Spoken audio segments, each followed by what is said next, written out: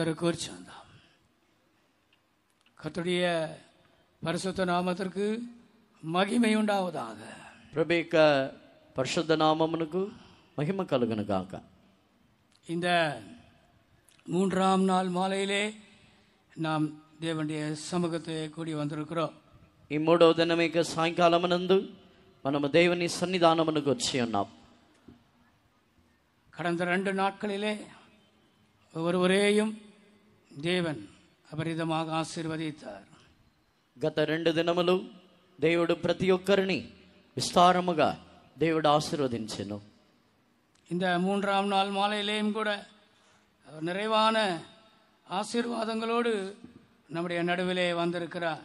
ఈ 3వ దినమేక సాయంకాలమునందు కూడా నిండైన ఆశీర్వాదములతో ఆయన మన మధ్యలో వచ్చి ఉన్నారు. సంగీత పుస్తకத்திற்கு நம்முடைய கவனத்தை திருப்பலாம். కీర్తనల గ్రంథమునకు మనకు గమనమును திருப்புதము. 45ஆம் సంగీதத்தை நாம் திருப்புவோம். 45వ కీర్తనకు మనము திருப்புதము.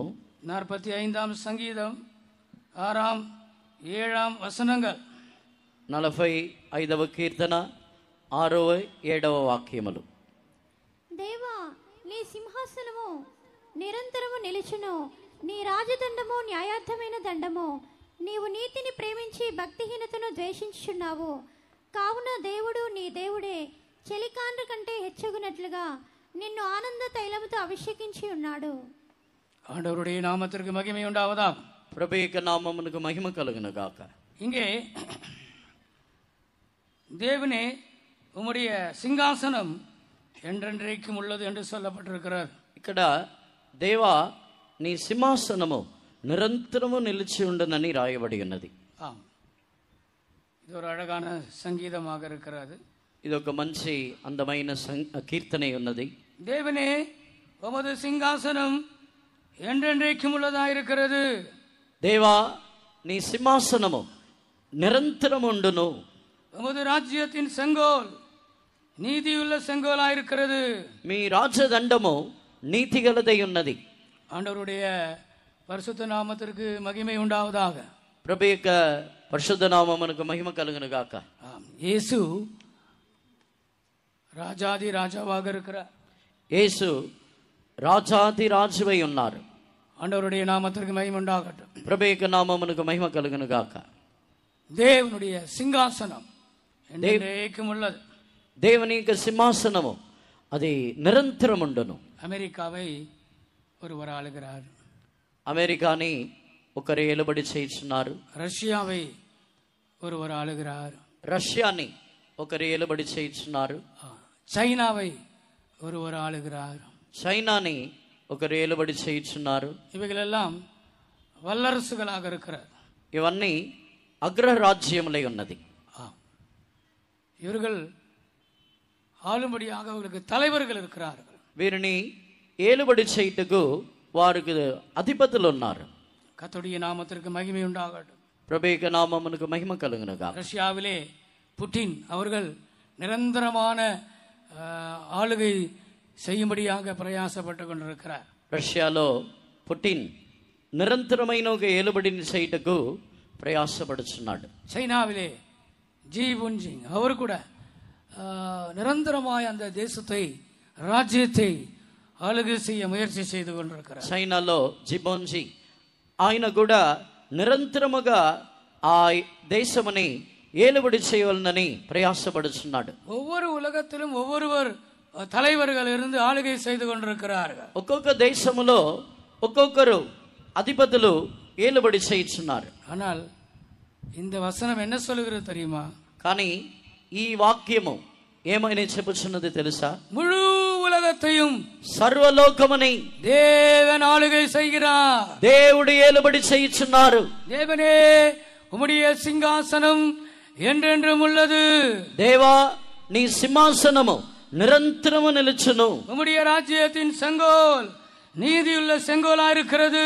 నీ రాజదండము నీతిగల దండమై ఉన్నది. கர்த்தருடைய பரிசுத்த நாமத்திற்கு மகிமை உண்டாகட்டும். ప్రభు యొక్క పరిశుద్ధ నామమునకు మహిమ కలుగునుగాక. தேவனுடைய அரசாட்சி ஆளுகை முழு உலகத்திலும் காணப்படுகிறது. దేవుని యొక్క ఏలుబడి దేవుని యొక్క అధికారము సర్వలోకములోను కనబడుచున్నది. ஒரு மனிதனை அவர் எழுப்புகிறார், ఒక మనుషుని ఆయన లేపుచున్నారు. இன்னொரு அதே మనిషిని அவர் தள்ளிவிடுகிறார். అదే మనుషుని ఆయన పడద్రోయిచున్నారు. அதே இடத்துல இன்னொரு மனிதனை கொண்டு வருகிறார். అదే స్థానములో మరొక మనుషుని తీసుకుని వచ్చుచున్నారు. ஆண்டவருடைய நாமத்திற்கு மகிமை உண்டாகட்டும். ప్రభు యొక్క నామమునకు మహిమ కలుగును గాక. தேவனுடைய ஆளுகையிலே நாம் இருக்கிறோம். దేవుని యొక్క ఏలుబడిలో మనం ఉన్నాము. முழு உலகம் மாத்திரமல்ல, సర్వలోకం మాత్రమే కాదు, தேவனுடைய சபை ராஜாவாகிய தேவனுடைய ஆளுகையின் கீழ் இருக்கிறது. దేవుని యొక్క సంఘము రాజు అయిన దేవుని ఏలుబడి క్రింద ఉన్నది. ஆம், கத்தோலிக்கர்கள் அவர்களுக்கு தலைவராக போப்பாண்டவரை ஏற்றுக்கொண்டிருக்கிறார். అవును, కథోలిక సంఘమునకు చెందిన వారు వారికి అధిపతిగా పోపుని వారు ఎన్నుకొని ఉన్నారు. கர்த்தருடைய நாமத்திற்கு மகிமை உண்டாகட்டும். ప్రభు యొక్క నామమునకు మహిమ కలుగును గాక. சமீபத்திலே ஒரு போப் அவர்கள் மரித்தார்கள். அந்த இடத்திலே ஒரு புதிய போப் அவர்கள் வந்திருக்கிறார்கள். ఇటీవల కాలంలో ఒక పోపు మరణించి అదే స్థానమునకు ఒక క్రొత్త పోపు వచ్చి ఉన్నాడు. பிரியமான ஒவ்வொரு சபையும் அவர்களை நடத்தும்படியாக ஒரு தலைவர் இருக்கிறார்கள். ప్రతి సంఘముని నడిపించకు వారికి ఒక అధిపతి ఉన్నాడు. ஆனாலும் எல்லாரையும் ஆளுகிறவர் தேவனாக இருக்கிறார். ఆయనను అందరినీ ఏలుబడి చేయువారు దేవుడై ఉన్నారు. எந்த సభயாக இருக்கட்டும், ఏ సంఘమై ఉండనియండి, எந்த தேசமா இருக்கட்டும், ఏ దేశమై ఉండని, தேவனே ராஜாவா இருக்கிறார். దేవుడే రాజువై ఉన్నారు. அவருடைய ஆளுகையின் கீழே நாம் இருக்கிறோம். ఆయన ఏలుబడి క్రింద మనం ఉన్నాం. அவருடைய சிங்காசனம் நம்மை ஆளுகிறது. ఆయన సింహాసనం మనల్ని ఏలుబడి చేయుచున్నది. அவருடைய செங்கோல் நீதியுள்ள செங்கோலா இருக்கிறது. ఆయన రాజదండము నీతిగల రాజదండమై ఉన్నది. கர்த்தருடைய நாமத்திற்கு மகிமை உண்டாகட்டும். ప్రభు యొక్క నామమునకు మహిమ కలుగును గాక. தேவாதி தேவனுடைய அரசாட்சியிலே ஆளுகையிலே நான் இருக்கிறேன் என்று நம்புகிறவர்கள் கரங்களை உயர்த்தி ஒரு அல்லேலூயா சொல்லுவோமா? దేవాది దేవుని యొక్క ప్రభుత్వములో ఆయన యొక్క ఏలుబడిలో నేనున్నానని చెప్పుచున్నవారు, నమ్ముచున్నవారు చేతులు పైకెత్తి ఒక హల్లెలూయా చెప్పండి. హల్లెలూయా, హల్లెలూయా, హల్లెలూయా, హల్లెలూయా, హల్లెలూయా. హల్లెలూయా. ஆண்டவருடைய நாமத்திற்கு மகிமை உண்டாகட்டும். ప్రభు యొక్క నామమునకు మహిమ కలుగును గాక. தேவாதி தேவன் நம்மை ஆளுகை செய்யும் பொழுது, దేవాది దేవుడు మనల్ని ఏలుబడి చేసినప్పుడు, ராஜாதி ராஜாவாகிய இயேசு கிறிஸ்து ஒரு மனிதனை ஆளுகை செய்யும் போது, రాజాది రాజు అయిన యేసు ప్రభు ఒక మనిషిని ఏలుబడి చేసినప్పుడు அவர் சில காரியங்களை அந்த மனிதனுக்காக, அந்த குடும்பத்திற்காக, அந்த தேசத்திற்காக அவர் செய்கிறார். ఆయన కొన్ని కార్యములని ఆ మనిషి నిమిత్తము, ఆ కుటుంబము నిమిత్తము, ఆ దేశము నిమిత్తము ఆయన చేయుచున్నారు. கர்த்தருடைய நாமத்திற்கு மகிமை உண்டாகட்டும். ప్రభు యొక్క నామమునకు మహిమ కలుగును గాక. 125 சங்கீதத்தில் என்ன படிக்கும் பொழுது 125వ కీర్తనలో చదివినప్పుడు 3ஆம் வசனம் இவ்விதமாக சொல்லுகிறார். 3వ వాక్యము ఈ విధముగా చెప్పుచున్నది. 125ஆம் சங்கீதம் 125వ కీర్తన 3ஆம் వచనத்தை వాసింగల్. 3వ వాక్యముని చదవండి. నీతిమంతులు పాపం చేయుటకు తమ చేతులు చాపకుండినట్లు భక్తిహీనుల రాజదండము నీతిమంతుల స్వాస్థ్యము మీద ఉండదు. ஆண்டவருடைய நாமத்திற்கு மகிமை உண்டாகட்டும். దేవుని యొక్క నామమునకు మహిమ కలుగును గాక. நீதிமான்கள் அநியாயத்திற்கு தங்கள் கைகளை நீட்டக்கூடாது. నీతిమంతులు అన్యాయమునకు తన యొక్క చేతులని చాపకూడదు. நீதிமான்கள் எந்த ஊரில் வசிக்கிறார்களோ அந்த ஊரிலே தேவனுடைய ஆளுகை இருக்கும் என்றுதான் இந்த வசனம் சொல்லுகிறது.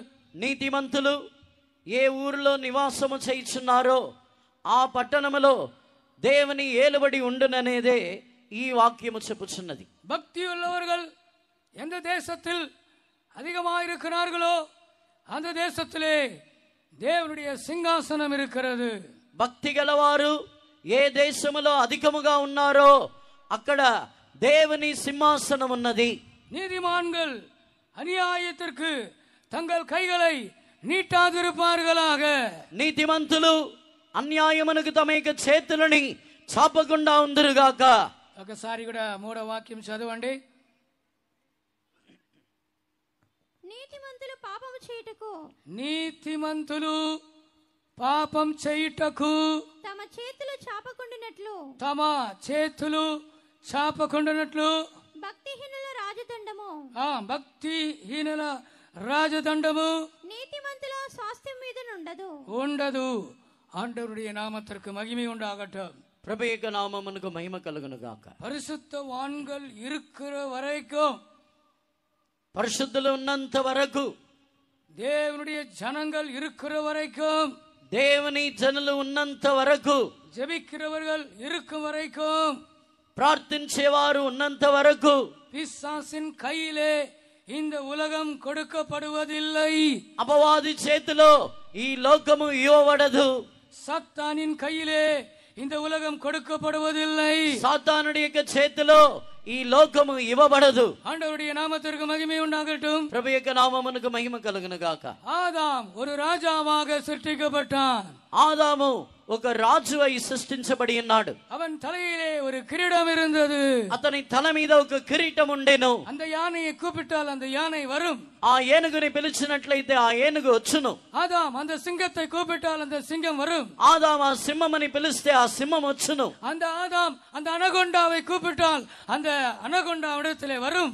ఆ ఆదాము ఆ అనకొండాని పిలిచినట్లయితే ఆ అనకొండ ఆదాము యొద్దకు వచ్చును. எவ்வளவு கொடூரமான மிருகமா இருக்கட்டும், ఎంత క్రూరమైన జంతువై ఉండనివ్వండి, எவ்வளவு விஷம் நிறைந்த மிருகமா இருக்கட்டும், ఎంత విషపూరితమైన జంతువై ఉండనివ్వండి, எல்லாம் ஆதாம் கூப்பிட்டால் வரும். అన్నీయు ఆదాము పిలిస్తే వచ్చును. நான் நினைக்கிறேன் இன்றைக்கு காண்கிறது போல ஆதாமின் நாட்களிலே அந்த சிருஷ்டிகள் தீமை செய்கிறவைகளாய் இருந்திருக்க முடியாது.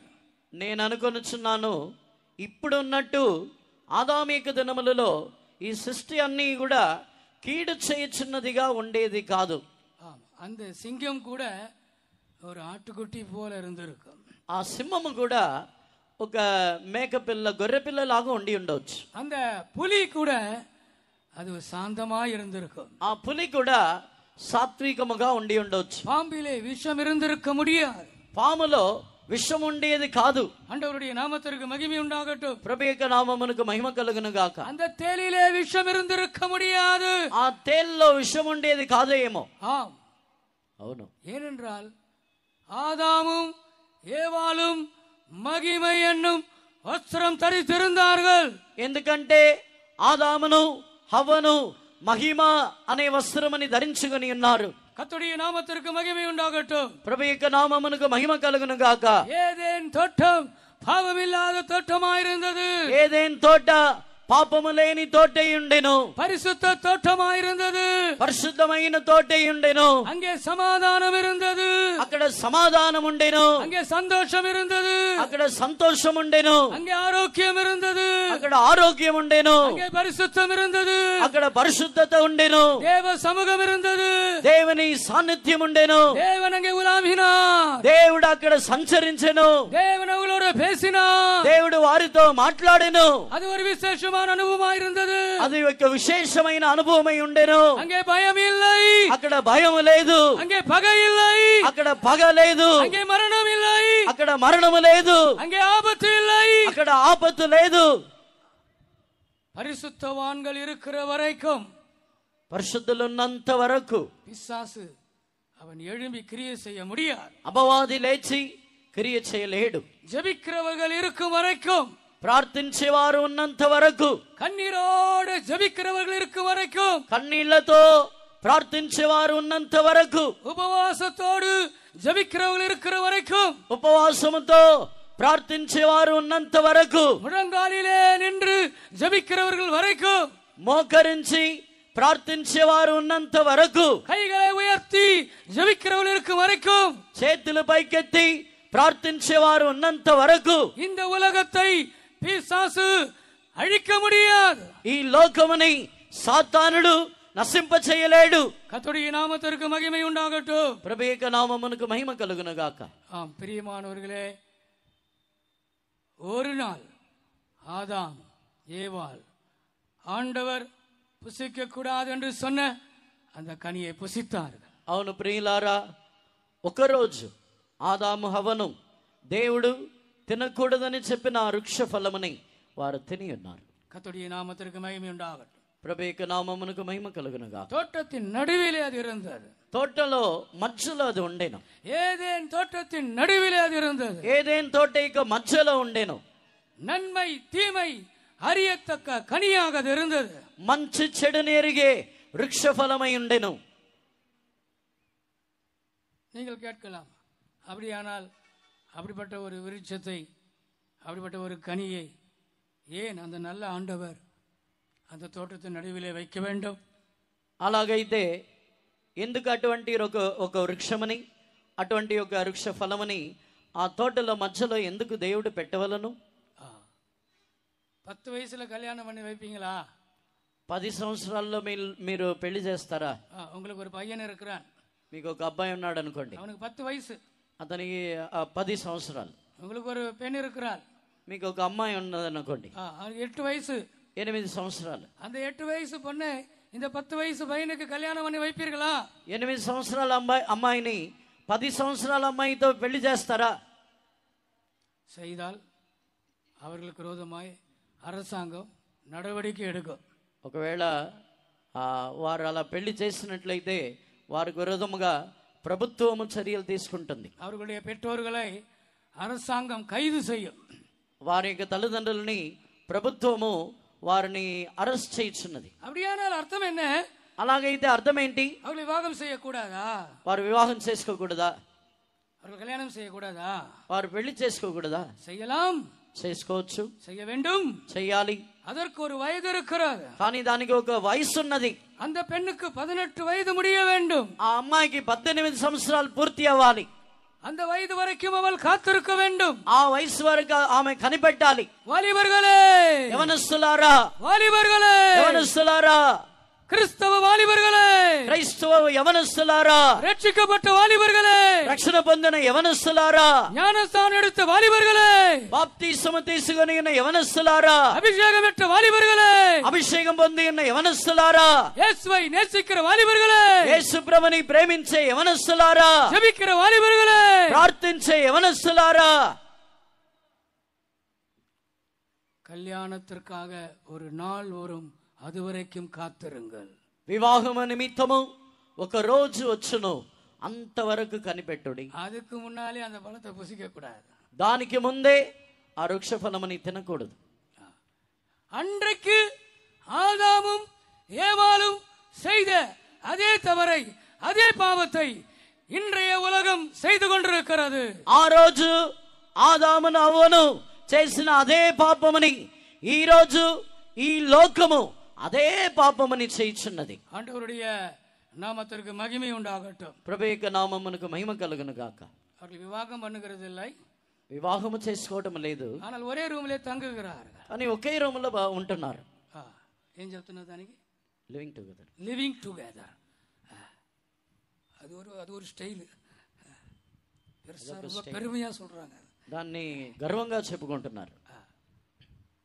Living together. Living together. அவங்க ஒன்றாய் வேலை செய்கிறார்கள், వారు ఒకరిగా పని చేయించున్నారు, ஒரு காலேஜிலே படித்திருக்கிறார்கள், ఒకే కాలేజీలో చదువుకుంటున్నారు, அவர்கள் ஒரே ரூமிலே தங்குகிறார்கள், ఒకే రూమ్ లో ఉంటున్నారు. ஆனால் விவாகமாகவில்லை, కానీ వివాహం కాలేదు. இந்த தவறை தான் ஆதாமும் ஏவாளும் செய்தார்கள் என்று వాలిబరుగులకు நான் சொல்ல విரும்புகிறேன். ఈ పాపమునే ఆదామును హవ్వను చేసి ఉన్నారని యవనస్తులకు నేను చెప్పగోరుచున్నాను. உங்கள் பெற்றோர் அனுமதியோடு விவாகம் செய்யும் நாள் வரைக்கும் அன்புள்ள வாலிபர்களே காத்திருங்கள். మీ తల్లిదండ్రులు మీకు వివాహము చేసేంత వరకు ప్రియమైన యవనస్తులారా కనిపెట్టి ఉండుడి. நீங்கள் அதற்கு முன்பதாக அந்த பழத்தை புசிக்க கூடாது. మీరు దానికి ముందే ఆ వృక్ష ఫలముని తినకూడదు. அதற்கு முன்பதாக அந்த பழத்தை நீங்கள் தொடக்கூடாது. దానికి ముందే ఆ వృక్ష ఫలముని మీరు ముట్టకూడదు. அதற்கு முன்பதாக அந்த பழத்தை நீங்கள் பார்க்க கூடாது. దానికి ముందే ఆ వృక్ష ఫలముని మీరు చూడకూడదు. அவர்கள் தான் ஆவிக்குரிய வாலிபர்கள், వారే ఆత్మీయమైన యవనస్తులు, அவர்கள் தான் பக்தியுள்ள வாலிபர்கள், వారే భక్తిగల యవనస్తులు, அவர்கள் தான் ரட்சிக்கப்பட்ட வாலிபர்கள், వారే రక్షణ పొందిన యవనస్తులు, அவர்கள் தான் இயேசுவை நேசிக்கிற வாலிபர்கள், వారే యేసు ప్రభుని ప్రేమించే యవనస్తులు, அவர்கள் தான் பரிசுத்த வாலிபர்கள், వారే పరిశుద్ధమైన యవనస్తులు. இந்த காக்கிநாடா பட்டணத்திலே பரிசுத்த வாலிபர்கள் இருக்கிறார்கள். ఈ కాకినాడ పట్టణములో పరిశుద్ధమైన యవనస్తులు ఉన్నారు. ஆண்டவருடைய நாமத்திற்கு மகிமை உண்டாகட்டும். ప్రభు యొక్క నామమునకు మహిమ కలుగును గాక. இந்த காக்கிநாடா பட்டணத்திலே ஜெபிக்கிற மனிதர்கள் இருக்கிறார்கள். ఈ కాకినాడ పట్టణములో ప్రార్థించే మనుషులు ఉన్నారు. அதற்காக ரெண்டு கரங்களை உயர்த்தி அல்லேலூயா சொல்லுவோமா? దాని కొరకు రెండు చేతులు పైకెత్తి హల్లెలూయా చెప్పుదామా? హల్లెలూయా హల్లెలూయా హల్లెలూయా హల్లెలూయా ஹல்லேலூயா. హల్లెలూయా. அந்த கனியை புசிக்கும்படியாக ஒரு நாள் ஆண்டவர் அவர்களுக்கு சொல்லி இருப்பார். ఆ వృక్ష ఫలముని తిను నిమిత్తము ఒక రోజు దేవుడు వారికి చెప్పి ఉంటారు. அதாமே இங்க வா, ఆదాము ఇక్కడ రా, எவாள் இங்க வா, ఇక్కడ రా, என் கூட வாங்க. నాతో రండి. இன்னைக்கு அந்த விருட்சத்துக்கு உங்களை கொண்டு போக போகிறேன். ఈ రోజు ఆ వృక్షం యొద్దకు మిమ్మల్ని తీసుకెళ్తాను. இதுவரைக்கும் நான் சொன்ன வார்த்தையை நீங்கள் கீழ்ப்படிந்தீர்கள். ఇంతవరకు నా మాటకు మీరు లోబడ్డారు. நீங்கள் ரொம்ப நல்ல பிள்ளைகள், మీరు చాలా మంచి పిల్లలు. உங்களை நான் ரொம்ப நேசிக்கிறேன். మిమ్మల్ని నేను చాలా ప్రేమించుచున్నాను. ரெண்டு பேரை அழைத்து இப்பொழுது சாப்பிடுங்கள் என்று பறித்து கொடுத்திருப்பார். ఇద్దరిని పిలిచి ఇప్పుడు మీరు తినండి ఆయన ఆ వృక్ష ఫలముని వారికి ఇచ్చి ఉంటారు. கர்த்தருடைய நாமத்திற்கு மகிமை உண்டாகட்டும். ప్రభు యొక్క నామమునకు మహిమ కలుగును గాక. காலத்திற்கு முன்பதாக எதையுமே நாம் அனுபவிக்க கூடாது. కాలమునకు ముందే దేనిని మనం అనుభవించకూడదు. காலத்திற்கு முன்பாக எதையாவது நீ அனுபவிப்பானால் அதற்கு பெயர்தான் பாவம். కాలమునకు ముందే దేనినైనా నీవు అనుభవించినట్లయితే దానికి పేరే పాపము.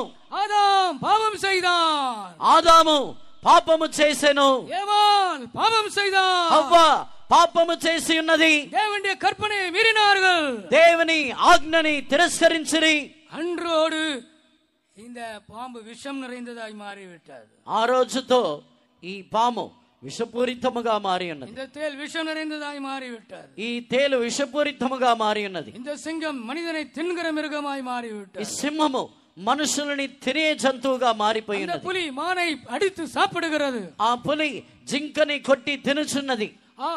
மனிதன் அந்த பழத்தை புசிக்காமல் இருந்த வரைக்கும் அந்த புலியும் அந்த மானும் நண்பர்களாய் இருந்தார்கள்.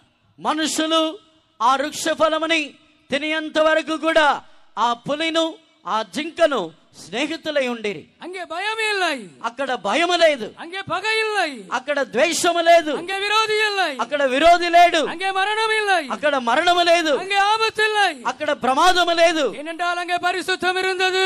ఎందుకంటే అక్కడ పరిశుద్ధత ఉండెను. ஆண்டவருடைய நாமத்திற்கு மகிமை உண்டாகட்டும். ప్రభు యొక్క నామమునకు మహిమ కలుగును గాక. பிரியமானவர்களே, இன்றைக்கு உலகம் ஆதாமின் கையிலிருந்து தந்திரமாக சாத்தான் பிடுங்கி விட்டான். ఈ రోజు లోకముని తంత్రముగా ఆదాము యొక్క చేతిలో నుండి దానిని లాగుకొని ఉన్నాడు. ஆனா அவன் கையிலே, பிசாசின் கையிலே உலகம் வந்தாலும் அவன் மைனாரிட்டியாகவே இருக்கிறான். కానీ లోకము సాతానుడి చేతిలో వచ్చినను అతడు మైనారిటీతోనే ఉన్నాడు. ஒரு அரசாங்கத்தை நீங்கள் எடுத்துக்கொண்டால், ఒక ప్రభుత్వమని మీరు తీసుకుంటే, அவர்கள் ஒரு சட்டத்தை பாஸ் பண்ண வேண்டுமானால் ఒక చట్టమని వారు అమలు చేయవలనంటే அவங்களுக்கு ஒரு மெஜாரிட்டி வேண்டும். వారికి ఒక మెజారిటీ కావాలి. மெஜாரிட்டி உள்ள கவர்மெண்ட்டை யாரும் ஒன்றும் செய்ய முடியாது. మెజారిటీ ఉన్న గవర్నమెంట్ ని ఎవరు ఏమీ చేయలేరు. அவர்கள் நினைக்கிறதை அவர்கள் பாஸ் பண்ணிட்டே இருப்பார்கள். వారు అనుకున్న దానిని వారు పాస్ చేస్తూ ఉంటారు.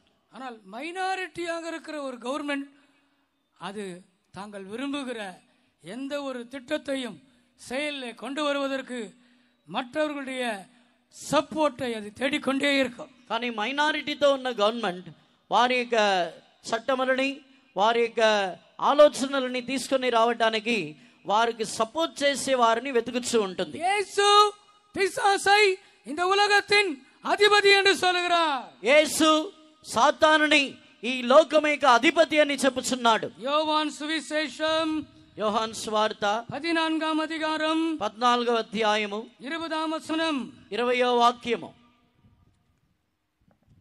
సారీ 30వ వచనం. సారీ 30వ వచనం. ఇకను మీతో విస్తరించి మాట్లాడను ఈ లోకాధికారి వచ్చుచున్నాడు. ఈ లోకాధికారి వచ్చిచున్నాడు. నాతో వానికి సంబంధం ఏమీ లేదు. నాతో వానికి సంబంధం ఏదియూ లేదు.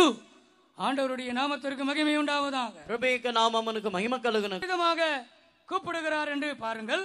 ఇక్కడ సాతానుని అపవాదిని ఏ విధముగా యేసు పిలుచుచున్నారో చూడండి.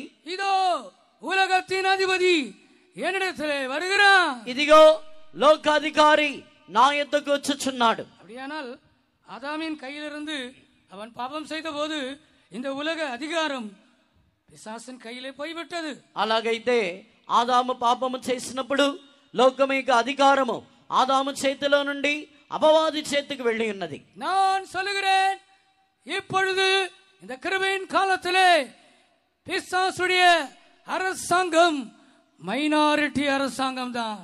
నేను చెప్పుచున్నాను, ఈ కృపాకాలమునందు అపవాది యొక్క ప్రభుత్వము అది మైనారిటీ ప్రభుత్వమే. எப்பொழுது பிசாசின் கையிலே இந்த முழு உலகமும் 100க்கு 100 அவன் அதிகாரத்தோடு வருவான். ఎప్పుడు అపవాది 100% అధికారముతో ఎప్పుడు వచ్చుచున్నాడు, ఫుల్ మెజారిటీயோடு ஒரு நாள் இந்த உலகத்தை பிசாசு ஆளுகை செய்வான். ఫుల్ మెజారిటీతో ఒకరోజు అపవాది ఈ లోకముని ఏలుబడి చేయును. அந்த நாட்களுக்கு பேர் என்ன? ఆ దినములకు పేరేంటి? 7 வருட உபத்திரவ காலம், 7 సంవత్సరముల శ్రమల కాలం. அந்தி கிறிஸ்துவின் ஆட்சி இதே உலகத்திலே 7 ஆண்டுகள் நடக்கும். ధర్మ విరోధి యొక్క ఏలుబడి ఇదే లోకములో 7 సంవత్సరములు జరుగును. ஆண்டவருடைய நாமத்திற்கு மகிமை உண்டாவதாக. ప్రభు యొక్క నామమునకు మహిమ కలుగును గాక. ஏனென்றால் பரிசுத்தவான்கள் இந்த பூமியிலே இருக்க மாட்டார்கள். ఎందుకంటే పరిశుద్ధులు ఈ భూమిలో ఉండరు.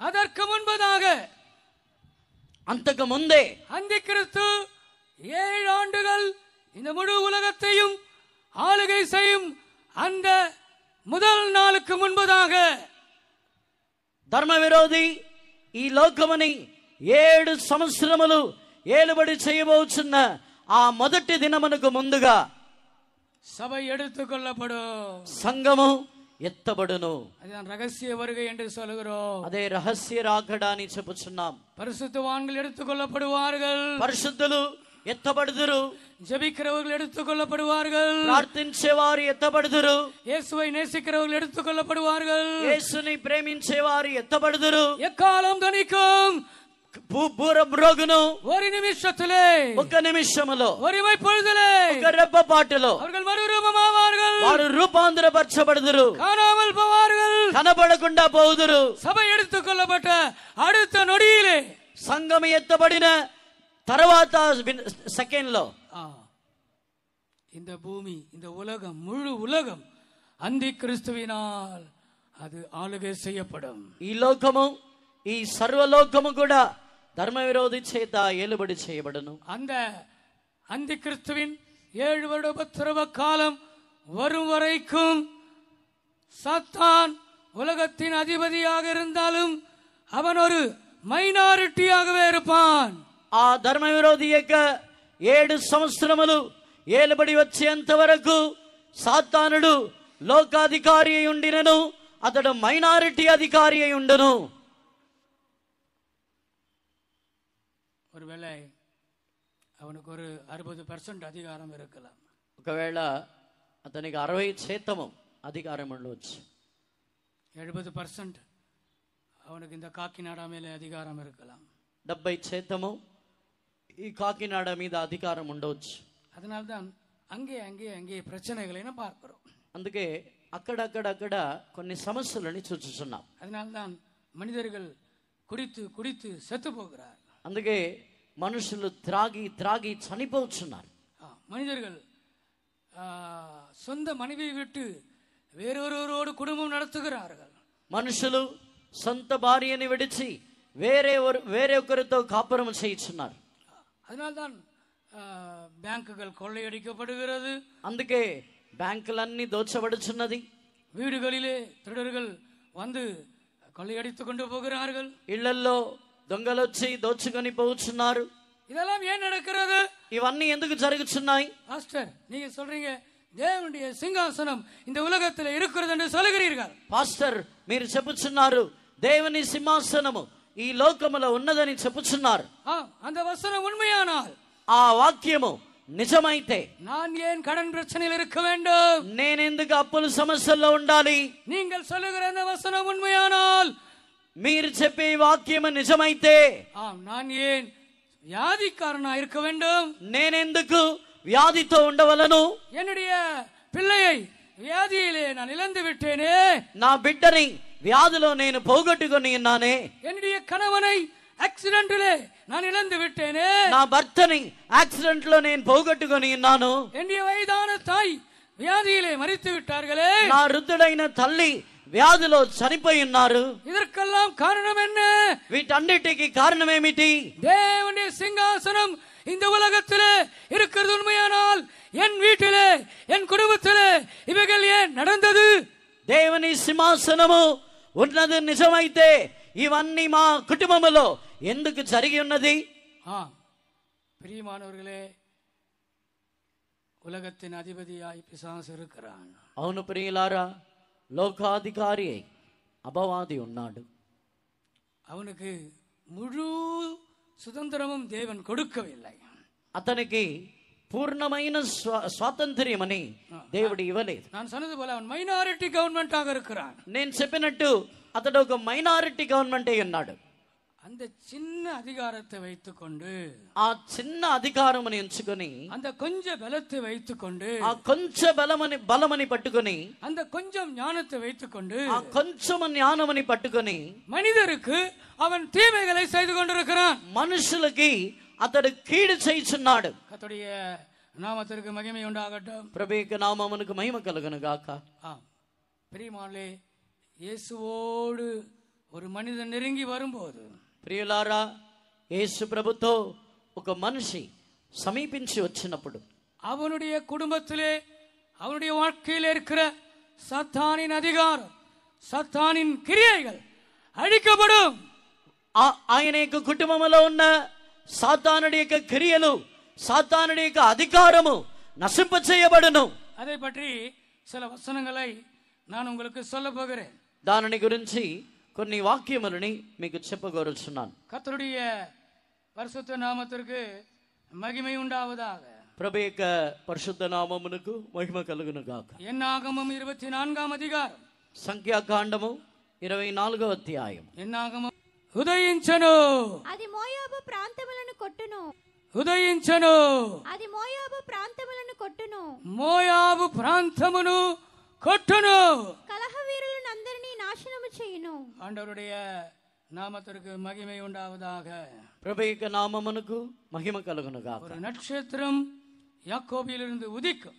ఒక నక్షత్రము యాకోబులో ఉదయించును. இந்த நட்சத்திரம் யார்? ఆ నక్షత్రం ఎవరు?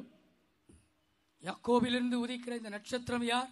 యాకోబులో నుండి ఉదయించే ఈ నక్షత్రం ఎవరు? அந்த நட்சத்திரம் பேர் என்ன? ఈ నక్షత్రం పేరేమిటి? యేసు క్రీస్తు. యేసు ప్రభు. యేసు క్రీస్తు தான் யாக்கோபிலிருந்து உதிக்கிற அந்த நட்சத்திரம். యేసు క్రీస్తే యాకోబులో నుండి ఉదయించే ఆ నక్షత్రము. கர்த்தருடைய நாமத்திற்கு மகிமை உண்டாகட்டும். ప్రభు యొక్క నామమునకు మహిమ కలుగును గాక.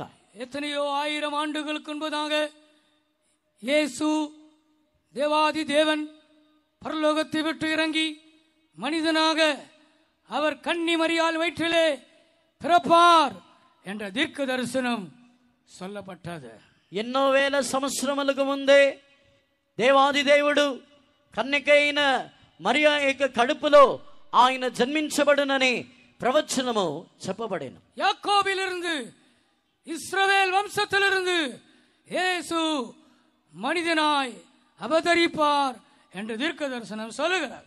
యాకోబులో నుండి ఇశ్రాయేలీక వంశములో నుండి యేసు మనిషిగా అవతరించనని ప్రవచనములు చెప్పుచున్నది. கர்த்தருடைய நாமத்திற்கு மகிமை உண்டாவதாக. ప్రభు యొక్క నామమునకు మహిమ కలుగును గాక. செங்கோல் இஸ்ரவேலின் எழும்பும், ఒక రాజదండము ఇశ్రాయేల్లో నుండి లేచును. அந்த இயேசு ஒரு ராஜாவாக இருப்பார். ఆ యేసు ఒక రాజు అయి ఉండెను. அவருக்கு ஒரு சிங்காசனம் இருக்கு. ఆయనకు ఒక సింహాసనం ఉండును. அவருக்கு ஒரு கிரீடம் இருக்கிறது. ఆయనకు ఒక కిరీటం ఉన్నది. அவருக்கு ஒரு செங்கோல் இருக்கிறது. ఆయనకు ఒక రాజదండం ఉన్నది. அவர் మనిதனாய் அல்ல, அவர் ராஜாதி ராஜாவாய் இந்த உலகத்தை ஆளுகை செய்வார். ఆయన మనిషిగా కాదు, రాజాది రాజు అయి ఈ లోకమును ఏలుబడి చేసెను. கர்த்தருடைய நாமத்திற்கு மகிமை உண்டாகட்டும். ప్రభు యొక్క నామమునకు మహిమ కలుగును గాక. பிரியமானவர்களே, இயேசு இந்த உலகத்திற்கு வந்த நோக்கம் பிசாசின் బాధిపుகளில் இருக்கிறவர்களை విడుదలయాక முடியாது. ప్రియులారా, యేసు ప్రభు ఈ లోకమునకు వచ్చిన ఉద్దేశము అపవాది చేత పీడింపబడి బాధింపబడుచున్న వారిని విడిపించు నిమిత్తము. அவர் யாக்கோபிலிருந்து ஒரு நட்சத்திரமாக உதிக்கிறார். ఆయన యాకోబులో నుండి ఒక నక్షత్రం వలె ఆయన ఉదయించుచున్నారు. அவர் ஒரு செங்கோலாக யாக்கோபின் வம்சத்திலிருந்து அவர் எழும்புகிறார். ఆయన ఒక రాజదండమై ఇశ్రాయేలీక వంశములో నుండి లేచుచున్నారు. கர்த்தருடைய நாமத்திற்கு மகிமை உண்டாகட்டும். ప్రభు యొక్క నామమునకు మహిమ కలుగును గాక. ஒரு வல்லமையுள்ள இயேசுவை பற்றி நான் பேசிக் கொண்டிருக்கிறேன். ఒక శక్తిగల యేసు ప్రభుని గురించి మాట్లాడుచున్నాను. ஒரு சர்வ வல்லமையுள்ள இயேசு கிறிஸ்துவை பற்றி நான் பேசிக் கொண்டிருக்கிறேன். ఒక సర్వశక్తిగల యేసుని గురించి మాట్లాడుచున్నాను. மனித அவதாரமாய் வந்து தேவனை குறித்து நான் பேசிக் கொண்டிருக்கிறேன். మనుష్య అవతారముగా వచ్చిన దేవుని గురించి నేను చెప్పుచున్నాను. அவருக்கு ஒரு சிங்காசனம் இருக்கிறது. ఆయనకు ఒక సింహాసనం ఉన్నది. அவருக்கு ஒரு செங்கோல் இருக்கிறது. ఆయనకు ఒక రాజదండం ఉన్నది. அவருக்கு ஒரு ஆளுகை இருக்கிறது. ఆయనకు ఒక ఏలుబడి ఉన్నది. இயேசுவின் நாமத்திலே வல்லமை உண்டு. యేసు నామములో శక్తి ఉన్నది. இயேசுவின் நாமத்தில் அதிகாரம் உண்டு. యేసు నామములో అధికారం ఉన్నది. இயேசுவின் நாமத்திலே விடுதலை உண்டு. యేసు నామములో విడుదల ఉన్నది. ஆம், அந்த இயேசுவின் நாமத்தை விசுவாசிக்கிறவர்கள் இந்த பிசாசின் அதிகாரத்திலிருந்து விடுதலையாக்கப்படுவார்கள். ఆ యేసు నామముని విశ్వసించుచున్న వారు ఈ సాతానుడి యొక్క అధికారములో నుండి విడిపించబడుదురు. கர்த்தருடைய நாமத்திற்கு மகிமை உண்டாவதாக. ప్రభు యొక్క నామమునకు మహిమ కలుగును గాక. ஆம், இந்த நட்சத்திரம், இந்த செங்கோல், அது மோவாபின் எல்லைகளை நொறுக்குகிறது. అవును, ఈ నక్షత్రము ఆ రాజదండము మోయాబీల యొక్క ఆ సరిహద్దులని అవి నశింప చేయును. அதனுடைய அர்த்தம் என்ன தெரியுமா? వాటి యొక్క అర్థం ఏమిటో తెలుసా? மோவாபின் எல்லைகளை నొరుక్కుகிறது என்றால் అర్థం என்ன தெரியுமா? మోయాబీల యొక్క సరిహద్దులని అవి పగలగొట్టుచున్నదంటే అర్థం ఏమిటో తెలుసా? நம்முடைய வாழ்க்கையில் இருக்கிற ஒழுங்கீனமான காரியங்களை அவர் அகற்றுகிறார். మన జీవితంలో ఉన్న క్రమహీనమైన కార్యములని ఆయన తొలగించుచున్నారు. ஒரு சபையில ஒரு ஊழியர் இருந்தார். ఒక సంఘములో ఒక సేవకుడు ఉండేను. அவர் பிரசங்கத்துக்கு எழுப்பின உடனே ஜனங்கள் என்ன செய்வார்கள் தெரியுமா? டீ கடைக்கு போயிடுவார். ఆయన ప్రసంగమునకు లేచిన వెంటనే జనులు ఏం చేసేవారో తెలుసా? టీ తాగడానికి టీ షాప్కి వెళ్ళిపోయేవారు. எல்லாரும் அல்ல, అందరు కాదు, அங்க இருக்கிற சில வாலிபர்கள், అక్కడ ఉన్న కొంతమంది యవనస్తులు, அங்க இருக்கிற சில ஜெபிக்காத கிறிஸ்தவர்கள், అక్కడ ఉన్న ప్రార్థన చేయని క్రైస్తవులు வருவாங்க. వస్తారు, ஆலயத்துக்கு வருவார். ఆలయమునకు వస్తారు. ஆனா அவர் பிரசங்கம் எழுதின உடனே 1 மணி நேரம் பிரசங்கம் பண்ணுவார். ఒక గంట సేపు ప్రసంగం చేస్తారు. எதிர தான் டீ கடை, சர்ச்சுக்கு எதிர டீ கடை, చర్చికి ఆపోజిట్లోనే టీ కొట్టు. வடை சாப்பிட்டுட்டு ஒரு டீ குடிச்சிட்டு வருவார். వడ తినేసి ఒక టీ తాగేసి వస్తారు. ஒரு அரை மணி நேரம் போயிடும். ఒక అరగంట సేపు పోయింది. அப்புறம் ரொம்ப பக்தியாக வந்து உட்கார்ந்து கொள்வார். తర్వాత చాలా భక్తిగా వచ్చి కూర్చుంటారు. அந்த ஊழியர் மாற்றப்பட்டார். ఆ సేవకుడు ట్రాన్స్ఫర్ మార్చబడి ఉన్నారు. சில நாட்களுக்கு பிறகு அவருக்கு டிரான்ஸ்ஃபர் வந்தது. కొన్ని రోజులకు తర్వాత ఆయనకు ట్రాన్స్ఫర్ వచ్చింది. இன்னொரு பாஸ்டர் வந்தார். ఇంకొక పాస్టర్ గారు వచ్చారు. அவர் ரொம்ப கண்டிப்பானவர். ఆయన చాలా ఖచ్చితమైన వారు. அவர் ரொம்ப கண்டிப்பானவர். ఆయన చాలా ఖచ్చితమైన వారు. அவர் சொல்வார், மீட்டிங்ல சுவிட்ச் ஆஃப் பண்ணுங்கன்னு சொல்வார். ఆయన చెప్తారు, మీటింగ్ టైంలో మీ ఫోన్ అన్ని స్విచ్ ఆఫ్ చేయండి అని చెప్తారు. ஒரு ஆள் பாவம், ஒரு விசுவாசி சுவிட்ச் ஆஃப் பண்ண மறந்துட்டார். ఒక విశ్వాసి పాపం స్విచ్ ఆఫ్ చేయడానికి మర్చిపోయారు. பிரசங்கம் நடந்துட்டே இருக்கும்போது ஃபோன் அடிக்குது. ప్రసంగం జరుగుతున్నప్పుడే ఫోన్ మోగుతుంది. பாஸ்டர் கோவம் வந்துருச்சு. పాస్టర్ గారికి కోపం వచ్చింది. யாரு அப்படின்னாரு. ఎవరు? ஏய் எழும்பு. ఏ లే. ரொம்ப கண்டிப்பானவர், చాలా ఖచ్చితమైన వారు. எல்லாரும் ஸ்விட்ச் ஆஃப் பண்ணிடுவார். అందరూ స్విచ్ ఆఫ్ చేసేస్తారు. அவர் பிரசங்கம் அவர் கூட்டம் முடிகிற வரைக்கும், ஜெபம் முடிகிற வரைக்கும் ஸ்விட்ச் ஆஃப்ல வைத்திருப்பார். ఆయన ప్రార్థన, ఆయన కూటం ముగించేంత వరకు స్విచ్ ఆఫ్లో ఉంటుంది. 9 மணிக்கு பிரேயர் ஸ்டார்ட் ஆகும். 9 గంటలకు ప్రేయర్ స్టార్ట్ అవుతుంది. 9:30 மணிக்கு கேட் மூடிடுவார். 9:30కి గేట్ మూసేస్తారు. லேட்டா வரவங்களாம் வெளியே தான் நிற்கணும். లేటుగా వచ్చే వాళ్ళందరూ బయట నిలబడాలి. அடுத்த வாரம் எல்லாம் 9 மணிக்கே வந்துட்டாரு. నెక్స్ట్ వీక్ అందరూ 9 గంటలకే వచ్చేసారు. ஏன்னா அவர் கதவு போட்டுருக்கிறார். ఎందుకంటే ఆయన గేటు తాళం వేస్తున్నాడు. எத்தனை நாள் வீட்டில இருந்து ஆராதிக்க முடியும்? ఎన్ని రోజులు ఇంట్లో ఉండి ఆరాధించగలరు? அப்போ அந்த பாஸ்டருக்கு வரைக்கும் டீ கடைக்கு யாரும் போறதில்ல. కానీ అప్పుడు ఆ పాస్టర్ గారు ఉన్నంత వరకు టీ షాప్కి ఎవరు వెళ్ళలేదు. அப்போ அந்த டீ கடைக்காரன் அந்த சபையில் இருக்கிற சிலரை கூப்பிட்டு கேட்டான்.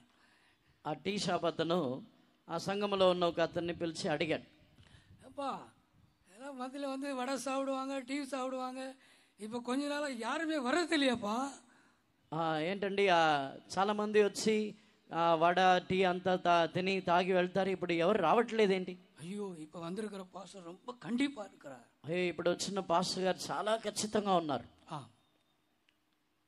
யாக்கோபிலிருந்து ஒரு நட்சத்திரம் உதிக்கும். యాకోబులో నుండి ఒక నక్షత్రము ఉదయించును. ఇశ్రాయేలిలిருந்து ஒரு செங்கோல் எழும்பும்.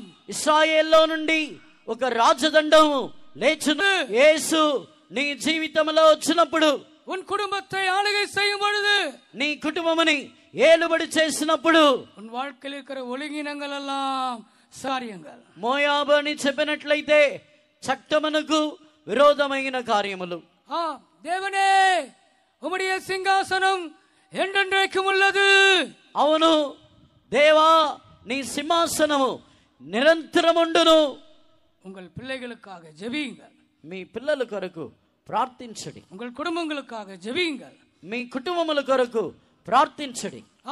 உங்களுடைய பிள்ளைகள் வாழ்க்கையிலே தேவனுடைய சிங்காசனம் வருவதாக. మీ పిల్లల యొక్క జీవితంలో దేవుని సింహాసనము వచ్చునుగాక. காலேஜ் போற வரைக்கும் நல்லா இருப்பான். కాలేజీకి వెళ్ళేంత వరకు బాగానే ఉంటారు. காலேஜ் போன பிறகு அவன் தலைகள் ஆயிடுவான். కాలేజీకి వెళ్ళిన తర్వాత తలక్రిందలుగా మారిపోతారు. எல்லாம் தப்பு தப்பா செய்வான். అన్ని తప్పుగా చేస్తాడు. அவன் தப்பு தப்பா பேசுவான். అన్ని తప్పుగా మాట్లాడతాడు. இதுதான் కరెక్ట్ என்று சொல்லுவான். ఇదే రైట్ అని చెప్తాడు. உங்களுக்கு ஒன்றும் தெரியாது என்று சொல்லுவான். మీకేం తెలియదని చెప్తాడు. எனக்கு எல்லாம் தெரியும் என்று சொல்லுவான். నాకు అన్ని తెలుసు అని చెప్తాడు. ஏனென்றால் இப்போது அவன் காலேஜுக்கு போயிருக்கிறான். ఎందుకంటే ఇప్పుడు కాలేజీకి వెళ్ళి ఉన్నాడు. ஆண்டவருடைய பரிசுத்த நாமத்திற்கு மகிமை உண்டாவதா. ప్రభు యొక్క పరిశుద్ధ నామమునకు మహిమ కలుగును గాక. உங்கள் பிள்ளைகளுக்காக நீங்கள் பாரத்தோடு வந்திருக்கிறீர்களா? మీ పిల్లల కొరకు భారముతో వచ్చి ఉన్నారా? உங்களுடைய கணவனுக்காக நீங்கள் பாரத்தோடு வந்திருக்கிறீர்களா? మీ భర్త కొరకు భారముతో వచ్చి ఉన్నారా? உங்களுடைய மனைவிக்காக நீங்கள் பாரத்தோடு வந்திருக்கிறீர்களா? మీ భార్య నిమిత్తము భారముతో వచ్చి ఉన్నారా? ஏதோ ஒழுங்கில்லாத ஒரு காரியம் உங்கள் குடும்பத்திலே ஆளுகை செய்து கொண்டிருக்கிறதா? ఏదైనా క్రమహీనమైన కార్యము మీ కుటుంబముని ఏలుబడి చేయుచున్నదా? ஒரு மோவாபின் வல்லமை உன் வீட்டை ஆளுகை செய்து கொண்டிருக்கிறதா? ఒక మోయాబు యొక్క శక్తి మీ కుటుంబముని, మీ ఇంటిని ఏలుబడి చేయుచున్నదా? இன்றைக்கு இயேசு எனும் நட்சத்திரம் உன் வீட்டிலே பிரகாசிப்பதாக. ఈ రోజు యేసు అనే నక్షత్రము మీ ఇంటిలో ప్రకాశించునుగాక. அந்த செங்கோல், இயேசுவின் செங்கோல் உன் வீட்டிலே ஆளுகை செய்வதாக. ఆ రాజదండము, యేసు అనే రాజదండము మీ ఇంటిని ఏలుబడి చేయునుగాక. என் வீட்டிலே ஒழுங்கினமான காரியங்கள் இருக்கிறது என்று நீங்கள் பாரப்படுகிறீர்கள். మా ఇంటిలో క్రమహీనమైన కార్యములు ఉన్నాయని మీరు బాధపడుచున్నారు. நல்ல விசுவாசிகள் வந்து இப்படி சொல்லுகிறார்கள். మంచి విశ్వాసులు వచ్చి ఇలా చెప్పుచున్నారు, பாஸ்டர் என் பையன் சர்ச்சுக்கே வருதில்ல பாஸ்டர். పాస్టర్ మా అబ్బాయి చర్చికే రావట్లేదు పాస్టర్ గారు. பாஸ்டர் என் பொண்ணு சர்ச்சுக்கே வர மாட்டேங்கிற பாஸ்டர். పాస్టర్ మా అమ్మాయి చర్చికే రావట్లేదు పాస్టర్ గారు. நல்ல விசுவாசிகள், మంచి విశ్వాసం. அந்த தகப்பன் நல்ல விசுவாசி, ఆ తండ్రి మంచి విశ్వాసి, அந்த தாய் நல்ல விசுவாசி, ఆ తల్లి మంచి విశ్వాసి. அவர்கள் இயேசுவை நேசிக்கிறவர்கள், వారు యేసు ప్రభుని ప్రేమించేవారు, அவர்கள் ஜெபிக்கிறவர்கள், వారు ప్రార్థించేవారు, அவர்கள் சண்டே ஸ்கூல் ஊழியம் செய்கிறவர்கள், వారు సండే స్కూల్ సేవని చేసేవారు. ஆனால் அவர்கள் குடும்பத்திலே மோவாபின் வல்லமை ஆளுகை செய்கிறது. కానీ వారి యొక్క కుటుంబంలో మోయాబు యొక్క శక్తి ఏలుబడి చేయుచున్నది. கரங்களை உயர்த்துவோமா, చేతులు పైకెత్తుదమా. எந்த குடும்பத்திலே ஒழுங்கீனமான காரியங்கள் இருக்கிறதோ, ఏ కుటుంబంలో క్రమహీనమైన కార్యములు ఉన్నాయో, இயேசுவின் நாமத்தினாலே, యేసు నామములో, இயேசுவின் நாமத்தினாலே యేసు నామములో அந்த குடும்பத்தை விட்டு அந்த ஆவிகள் வெளியேறுவதாக, ఆ కుటుంబం నుండి ఆత్మలు బయలుదేరును గాక, அந்த நட்சத்திரம் உதிப்பதாக, ఆ నక్షత్రము ఉదయించును గాక, அந்த செங்கோல் ஆளுகை செய்வதாக, ఆ రాజదండను ఏలుబడి చేయును గాక. கரங்களை உயர்த்தி ஸ்தோத்திரம் பண்ணுங்கள். చేతులు పైకెత్తి స్తోత్రించదము. ஹல்லேலூயா.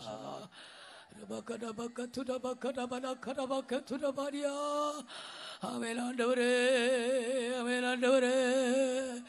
ஜீசஸ், ஹல்லேலூயா, ஹல்லேலூயா, ஹல்லேலூயா. ஆமென். நம்ம பண்ற ஸ்தோத்திரத்துக்கு ஒரு வல்லமை இருக்கிற, మనం చెప్పే స్తోత్రం మనకు ఒక శక్తి ఉన్నది. நாம் ஏன் அலேலி அலேலி என்று சொல்லிக் கொண்டிருக்கிறோம்?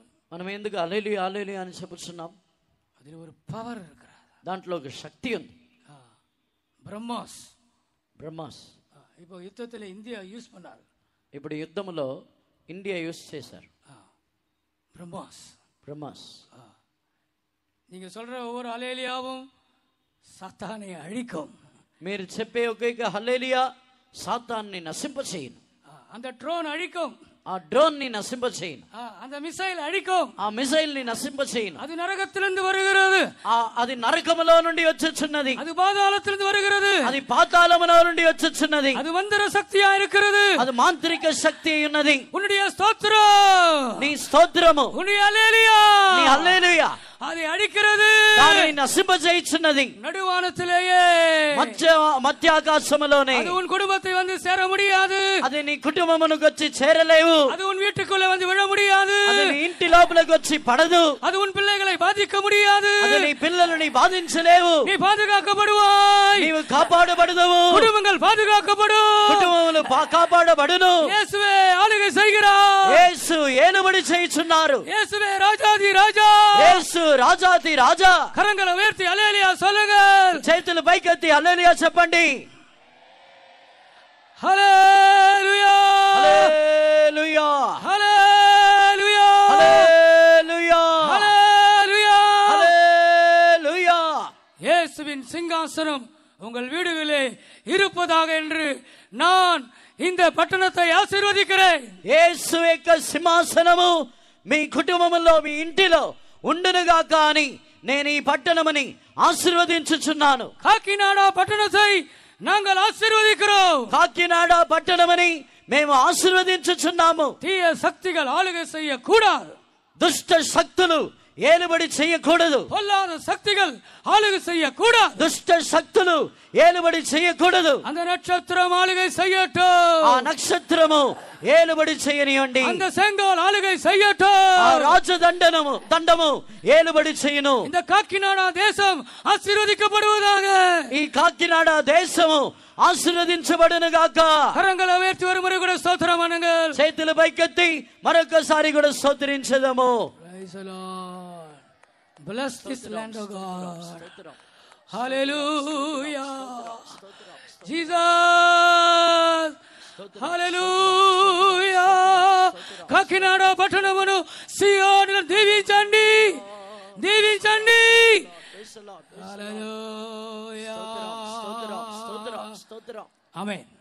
உங்களுடைய கவலைகள் நீங்குகிற கூட்டம் இது. మీ చింతలు తొలగిపోవచ్చున్న ఒక కోడిక ఇది. உங்களுடைய பிரச்சனைகள் நீங்குகிற ஒரு ஜெபம் இது. మీ సమస్యలు తొలగిపోవచ్చున్న ఒక ప్రార్థన ఇది. இந்த கன்வென்ஷன் உங்களுடைய எல்லா பிரச்சனைகளுக்கும் பதிலா இருக்கிறார். ఈ కన్వెన్షన్ మీ సమస్యలన్నిటికీ జవాబై ఉన్నది. கர்த்தருடைய నామத்திற்கு మహిమ ఉండాగட்டும். ప్రభు యొక్క నామమునకు మహిమ కలుగును గాక. యేసయాவின் புத்தகத்திலே நான் படிக்கும் பொழுது, యెషయా గ్రంథములో చదివినప్పుడు, యేసయాவின் புத்தகம் యెషయా గ్రంథము 14వ அதிகாரம் 14వ అధ్యాయము 5వ వచనத்திலே நாம் వాసిக்கிறோம். 5వ వాక్యములో చదువుతున్నాం. దుష్టుల దుడ్డుకర్రను మానని హత్య చేత దుష్టుల దుడ్డుకర్రను దుడ్డికర. ఆండవరుடைய నామத்திற்கு మహిమ ఉండాగட்டும். చదవండి. మానని హత్య చేత జనములను క్రూరముగా కొట్టిన ఏలికల రాజదండమును యెహోవా విరుగగొట్టి ఉన్నాడు. ஆண்டவருடைய பரிசுத்த நாமத்திற்கு மகிமை உண்டாகட்டும். ప్రభు యొక్క పరిశుద్ధ నామమునకు మహిమ కలుగును గాక. இந்த வசனத்திலே இஸ்ரவேல் மக்களை பாபிலோன் சாம்ராஜ்யம் ஆளுகை செய்தது, அடிமைப்படுத்தினது என்பதை பற்றி சொல்லுகிறார். ఈ వాక్యములో ఇశ్రాయేల్ జనులని బబిలోన్ సామ్రాజ్యము అవి బానిసలుగా మార్చి ఏలుబడి చేసి ఉన్నది అనే విషయములని చదువుతున్నాం. தாவீதின் காலத்திலே அந்த எருசலேமை யாரும் ஒன்றும் செய்ய முடியவில்லை. దావీదు యొక్క దినములలో యెరూషలేముని ఎవరునూ ఏమీ చేయలేకపోయిరి. சாலமோன் காலத்திலேயும் அதை யாரும் ஒன்றும் செய்ய முடியவில்லை. సొలొమోను యొక్క దినముల్లోనూ వాటిని ఎవరునూ ఏమీ చేయలేకపోయిరి. ஆனால் நாட்களாக அந்த இஸ்ரவேல் ராஜ்யம் அது பலவீனம் அடைந்து கொண்டே இருந்தது. కానీ దినములు దినములు గతించుచుండగా ఇశ్రాయేల్ రాజ్యము బలహీనమైపోవచ్చు ఉండదు. நேபுகாத்நேச்சாரி நாட்களிலே, నెబుకద్నెజారు యొక్క కాలములో அவன் அந்த ஆலயத்தை சுட்டரித்தான். అతడు ఆ ఆలయముని కాల్చివేసెను. எருசலேமின் ஆலயம் நேபுகாத்நேச்சாரின் ராணுவத்தினால் சுட்டரிக்கப்பட்டது. యెరూషలేము యొక్క ఆలయము నెబుకద్నెజారు యొక్క సైన్యము ద్వారా కాల్చివేయబడి ఉన్నది. கர்த்தருடைய நாமத்திற்கு மகிமை உண்டாவதாக. ప్రభు యొక్క నామమునకు మహిమ కలుగును గాక. அதன் மதில்கள் எல்லாம் இடிக்கப்பட்டது. వాటి యొక్క ప్రాకారములన్నీ పడద్రోయబడి ఉన్నది. யூதர்கள் எல்லாரும் அவர்கள் அடிமைகளாக యూదులు பாபிலோன் தேசத்திற்கு கொண்டு போகப்பட்டார். యూదులు బానిసలై బబిలోన్ దేశమునకు వారు కొనిపోబడిరి. கர்த்தருடைய நாமத்திற்கு மகிமை உண்டாவதாக. ప్రభు యొక్క నామమునకు మహిమ కలుగును గాక. அதை பற்றி தான் இந்த வசனம் சொல்லுகிறது. దానిని గురించే ఈ వాక్యము చెప్పుచున్నది. 5వ వచనத்திலே அதை பற்றி தான் வாசித்தோம். 5వ వాక్యములో దానిని గురించే మనము చదివి ఉన్నాం. 14:2 చదవండి. జనములు వారిని తీసుకుని వచ్చి వారి స్వదేశమున వారిని ప్రవేశపెట్టెదరు. ఇశ్రాయేలు వంశస్థులు యెహోవా దేశంలో వారిని దాసులుగాను పనికత్తులుగాను స్వాధీనపరచుకొందురు. వారు తమను చెరలో పెట్టిన వారిని చెరలో పెట్టి తమను బాధించిన వారిని ఏలుదురు. ஆண்டவருடைய நாமத்திற்கு மகிமை உண்டாகட்டும். ప్రభు యొక్క నామమునకు మహిమ కలుగును గాక. பாபிலோன் சாம்ராஜ்யத்தின் மேலே உனக்கு நான் விடுதலை கொடுப்பேன், ஜெயத்தை கொடுப்பேன் என்று ஏசாயா தீர்க்கதரிசியின் மூலமாக ஆண்டவர் பேசுகிறார். బబిలోన్ సామ్రాజ్యం మీద వాటిలో నుండి నీకు విడుదల ఇచ్చుదును, జయమనిచ్చుదునని దేవుడు యెషయా ప్రవక్త ద్వారా మాట్లాడుచున్నారు. உன் துக்கத்தை நான் பார்த்திருக்கிறேன், నీ దుఃఖముని నేను చూచితిని. உன் அடிமையாயிருக்கிறதை நான் பார்த்திருக்கிறேன், నీవు బానిసవుగా ఉండటమని నేను చూచితిని. உனக்கு இளைப்பாறுதலை நான் தருவேன், నీకు విశ్రాంతిని ఇచ్చుదును. உன்னுடைய அடிமைத்தனத்தை நான் நீக்கி போடுவேன், నీ బానిసత్వమని నేను తొలగించుదును. துஷ்டரின் தண்டாயுதம் என்று அங்கே சொல்லப்பட்டிருக்கிறார். దుష్టుల యొక్క దుడ్డుకర్ర అని చెప్పబడి ఉన్నది. அவர்களுடைய செங்கோலை நான் முறித்து போடுவேன், వారి యొక్క రాజదండమని నేను విరుగు కొట్టుదును. கர்த்தருடைய நாமத்திற்கு மகிமை உண்டாகட்டும். ప్రభు యొక్క నామమునకు మహిమ కలుగును గాక. பிரியமானவர்களே, ஏன் இஸ்ரவேல் மக்களை தேவன் பாபிலோன் సామ్రాజ్యం கையில் ஒப்பு கொடுத்தார்? ఎందుకు ఇశ్రాయేల్ జనుల్ని దేవుడు బబిలోన్ సామ్రాజ్యం యొక్క చేతుల్లో అప్పగించి ఉన్నారు? அவர்கள் தேவனை மறந்தார்கள், వారు దేవుని మరచిరి. அவர்கள் தேவனை விட்டு விட்டார்கள், వారు దేవుని విడిచిపెట్టిరి. தேவனை நாம் மறக்க கூடாது, దేవుని మనం మర్చిపోకూడదు, தேவனை விட்டு விடக்கூடாது, దేవుని విడిచిపెట్టకూడదు, நாம் பின்மாற்றமான ஜீவியத்திற்கு போகக்கூடாது, మనం వెనుకబడిన జీవితమునకు వెళ్ళకూడదు. ஆண்டவருடைய நாமத்திற்கு மகிமை உண்டாகட்டும். ప్రభు యొక్క నామమునకు మహిమ కలుగును గాక. 70 ఆண்டுகள் கழித்து அவர்கள் மறுபடியுமாக எருசலேமுக்கு தங்கள் ராஜ்யத்திற்கு அவர்கள் திரும்பி வந்தார்கள். 70 సంవత్సరములకు తర్వాత వారు మరలా తమ యొక్క రాజ్యము, తమ యొక్క దేశమునకు వారు తిరిగి వచ్చిరి.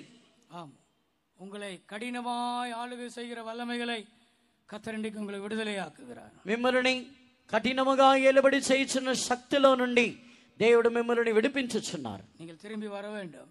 మీరు తిరిగి రావాలను. நீங்கள் தூரமா இருக்கிறீர்கள். మీరు దూరముగా ఉన్నారు. நேற்று பிரசங்கத்திலே நாம் கேட்டோம். నిన్నటి దినములో ప్రసంగములో విని ఉన్నాం. 4 காரியங்கள் நம்மை தேவனை விட்டு தூரமாய் கொண்டு போகிறது என்று. 4 కార్యములు మనల్ని దేవుని యొద్ద నుండి దూరముగా తీసుకుని వెళ్ళుచున్నదని. ஆண்டவருடைய நாமத்திற்கு மகிமை உண்டாவதாக. ప్రభు యొక్క నామమునకు మహిమ కలుగును గాక. பிரியமானவர்களே, நாம் தூரமாய் இருக்க கூடாது. మనము దూరముగా ఉండకూడదు. தூரமாய் இருக்கிற அந்த கோழி குஞ்சை அந்த தாய் கோழி அழைக்கிறது. దూరముగా ఉన్న కోడి బిడ్డని ఆ తల్లి కోడి పిలుచుచున్నది. அதனுடைய குரலை கேட்டு அந்த குஞ்சு ஓடி வருகிறது. ఆ తల్లి యొక్క స్వరముని విని ఆ కోడి పిల్ల అది పరిగెత్తుకొని వచ్చుచున్నది. அதன் சட்டைகளுக்குள்ளே தஞ்சம் புகுந்து விடுகிறது. ఆ రెక్కల క్రింద ఆశ్రయముగా దూరుచున్నది. தூரமாய் இருக்கிற சகோதரனே, దూరముగా ఉన్న సహోదరుడా, தூரமாய் இருக்கிற சகோதரியே, దూరముగా ఉన్న సహోదరి, தேவனை விட்டு நீ தூரமாய் இருக்கிறாய். దేవుని యొద్ద నుండి నీవు దూరముగా ఉన్నావు. இந்த மாலை வேளையிலே இயேசு உன்னை அழைக்கிறார். ఈ సాయంకాలమనందు యేసు నిన్ను పిలుచుచున్నారు. என் மகனே, నా కుమారుడా, என் மகளே, నా కుమారుతి, என்னிடமாய் நீ வா. నా యొద్దకు నీవు రా. திரும்பி வா. నా యొద్దకు తిరిగి రా. நீங்கள் தூரமா இருக்காதிருங்கள். మీరు దూరముగా ఉండకండి. நீங்கள் தூரமா இருந்தால் சாத்தான் உன்னை ஆளுகை செய்ய காத்திருக்கிறார். మీరు దూరముగా ఉన్నట్లయితే సాతానుడు మిమ్మల్ని ఏలుబడి చేయుటకు కనిపెట్టి అన్నాడు. நீங்கள் ஓடி வர வேண்டும். మీరు పరిగెత్తుకుని రావాలను. நீங்கள் தாமதிக்க கூடாது. మీరు ఆలస్యం చేయకూడదు. இன்றே ரட்சணிய நாள். ఈ రోజే రక్షణ దినము. இன்றே அனுக்கிரக காலம். ఈ రోజే అనుగ్రహ దినము. இன்றே இயேசு உங்களை அழைக்கிறார். ఈ రోజే యేసు మిమ్మల్ని పిలుచుచున్నారు. இந்த சத்தம் எங்களுடைய சத்தம் அல்ல. ఈ శబ్దము మా యొక్క శబ్దము కాదు. தேவன் உன்னை அழைக்கிற சத்தம். దేవుడు మిమ్మల్ని పిలిచే స్వరం ఇది. அன்புள்ள இயேசுவின் சத்தம். ప్రేమ కలిగిన యేసు ప్రభు యొక్క స్వరము. என் மகனே, நீ வா. నా కుమారుడా రా. ஒரு சிறு பையன் வீட்டிலே தோட்டத்திலே விளையாடிக் கொண்டிருந்தார். ఒక చిన్న అబ్బాయి ఇంటిలో తోటలో ఆడుకుంటూ ఉన్నాడు. తన యొక్క కుమారుణ్ణి వెతికాడు. சில வீட்டு கதவை திறந்து பார்த்தா தோட்டத்திலே விளையாடி கொண்டிருக்கிறார். ఇంటి తలుపు తీసి చూస్తే తోటలో ఆడుకుంటూ ఉన్నాడు. அந்த மரத்தின் கீழே விளையாடி கொண்டிருக்கிறார். ఆ చెట్టు కింద ఆడుకుంటూ ఉన్నాడు. அந்த மரத்திலே ஒரு பாம்பு தொங்கிக் கொண்டிருக்கிறது. ఆ చెట్లో ఒక పాము రేలాడుతూ ఉంది. அந்த சிறுவன் அதை கவனிக்கவில்லை. ఆ చిన్నవాడు దానిని గమనించలేదు. தகப்பன் அதை பார்த்தார். తండ్రి దానిని చూసి ఉన్నారు. உடனே மகனை பார்த்து சொன்னார். వెంటనే కుమారుని చూసి చెప్పి ఉన్నారు, மகனே, உடனே வந்து விடு, மேலே பாம்பு இருக்கிறது என்று சொன்னார். కుమారుడా వెంటనే వచ్చాయి, పైన పాము ఉన్నది. உடனே அவன் ஓடி வந்தான். వెంటనే అతడు పరిగెత్తుకొని వచ్చి ఉన్నాడు. வீட்டுக்குள்ளே வந்தான். ఇంటి లోపలికి వచ్చి ఉన్నాడు. தகப்பன் அவனை அணைத்துக் கொண்டார். తండ్రి అతనిని హత్తుకొని ఉన్నాడు. பெரிய கம்பு எடுத்துக்கொண்டு போனார். ఒక పెద్ద కర్ర తీసుకుని వెళ్ళాడు. அந்த பாம்பை கீழே தள்ளி அடித்து போட்டார். ఆ పాముని కిందకి తోసి దానిని కొట్టి ఉన్నాడు. இன்றைக்கும் கூட உன்னுடைய ஆபத்துகளில் தப்பித்துக் கொள்ள வேண்டுமானால், சத்தானின் சூழ்ச்சிகளில் நீ தப்பித்துக் கொள்ள வேண்டுமானால் యేసు உன்னை அழைக்கிறார். ఈ రోజు కూడా నీ ప్రమాదములన్నిటిలో నుండి తప్పించుకునవలనంటే, సాతానుడి యొక్క కుయుక్తి అన్నిటిలో నుండి తప్పించుకునవలనంటే యేసు నిన్ను పిలుచుచున్నారు. உனக்கு ஒரு சத்துரு இருக்கிறான். నీకు ఒక శత్రువు ఉన్నాడు. உனக்கு ஒரு விரோதி இருக்கிறான். నీకు ఒక విరోధి ఉన్నాడు. அவன் தான் பிசாசு. అతడే అపవాది. அவன் தான் சத்தான். అతడే సాతానుడు. அவன் உன்னை கொல்லுகிறவன். అతడు నిన్ను చంపువాడు. அவன் உன்னை అழிக்கிறவன். అతడు నిన్ను నశింపచేయువాడు. அவனுக்கு தீமை செய்கிறவன். అతడు నీకు కీడు చేయువాడు. நீ தூரமாய் தேவனுக்கு தூரமாய் இருக்கிறாய். నీవు దేవునికి దూరముగా ఉన్నావు. நீ ஓடி வரும்படியாக యేసు 2 కరంగளையும் நீட்டி அழைக்கிறார். నీవు పరిగెత్తుకొని రావాలని యేసు 2 చేతులని చాపి నిన్ను పిలుచుచున్నారు. రమ్ము ప్రియ సోదరా, ఆలస్యం చేయకారమ్మో, రారమ్మో ప్రియ సోదరా, ఆలస్యం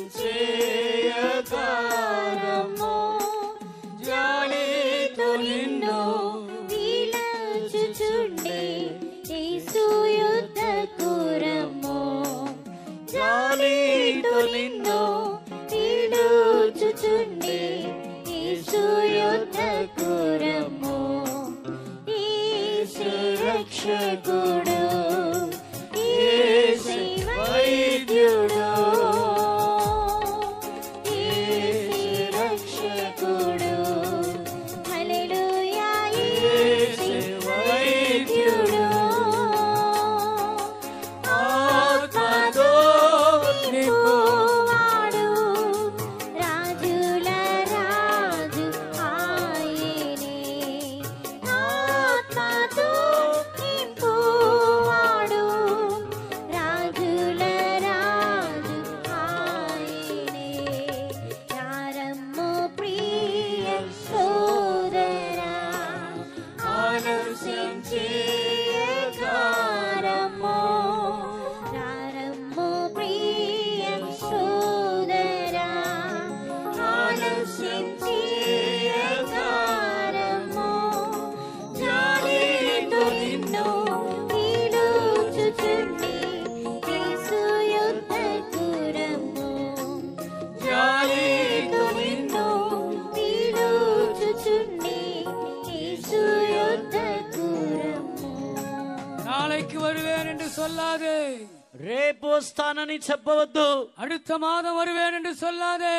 తర్వాత నెలలో వస్తానని చెప్పవద్దు. கல்யாணம் ஆன பிறகு வருவேன் என்று சொல்லாதே. పెళ్లి అయిన తర్వాత వస్తానని చెప్పవద్దు. வயதான பிறகு வருவேன் என்று சொல்லாதே. వయసు అయిన తర్వాత వస్తానని చెప్పవద్దు. இன்றே ரட்சணிய நாள், ఈ రోజే రక్షణ దినము. இன்றே அனுக்கிரக காலம். ఇప్పుడే అనుగ్రహ దినము.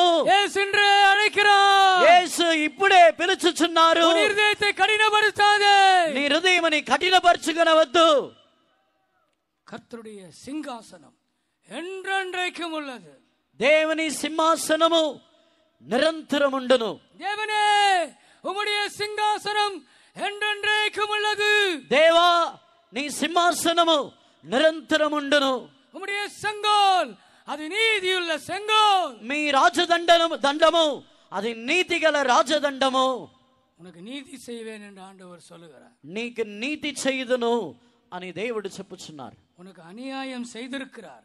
నీకు అన్యాయము చేసి ఉన్నారు. சொந்த சகோதரன், సొంత సహోదరులు, சொந்த சகோதரி, సొంత సహోదరి உனக்கு அநியாயம் செய்திருக்கிறார். నీకు అన్యాయము చేసి ఉన్నారు. உன் நண்பர்கள், நீ நம்பின நண்பர்கள், నిన్ను నమ్మిన స్నేహితులు, நீ நம்பின நண்பர்கள், నీవు నమ్మిన స్నేహితులు உனக்கு அவர்கள் தீமை செய்திருக்கிறார். నీకు కీడు చేసి ఉన్నారు. உங்கள் அநியாயம் செய்திருக்கிறார். నీకు అన్యాయము చేసి ఉన్నారు. பக்கத்து வீட்டுக்காரன், నీ ప్రక్కన ఇరుగు పొరుగు ఇళ్ళు உனக்கு அநியாயம் செய்திருக்கிறார். నీకు అన్యాయము చేసి ఉన్నారు. உன்னுடைய சொந்தக்காரர்கள், మీ బంధువులు உனக்கு அநியாயம் செய்திருக்கிறார். నీకు అన్యాయము చేసి ఉన్నారు. உன்னோட வேலை செய்கிறவர்கள், నీతో ఉద్యోగం పని చేయవారు உனக்கு அநியாயம் செய்திருக்கிறார்கள். నీకు అన్యాయము చేసి ఉన్నారు.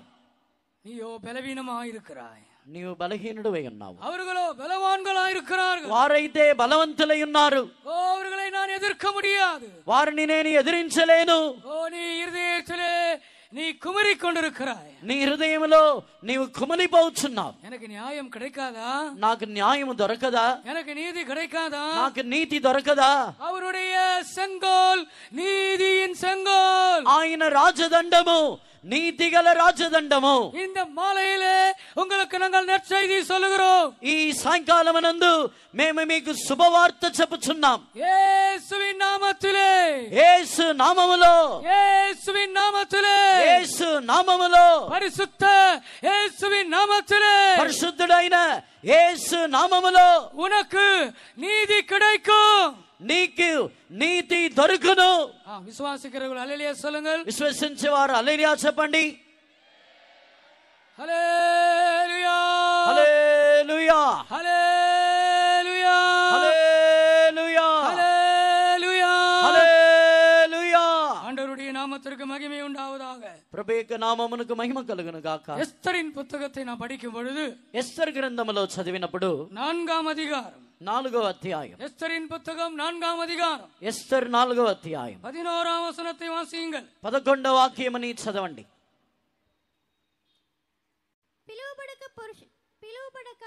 పిలువబడక పురుషుడే గాని స్త్రీయే గాని రాజు యొక్క అంతర్గహమున ప్రవేశించిన ఎడల బ్రతుకున్నట్లుగా రాజు తన బంగారపు దండమును బంగారు దండమును ఎవరు తట్టు చాపునో వారు తప్ప ప్రతివాడు సంహరింపబడునన్న వారు బ్రతుకుతారు, లేకపోతే సంహరింపబడతారు.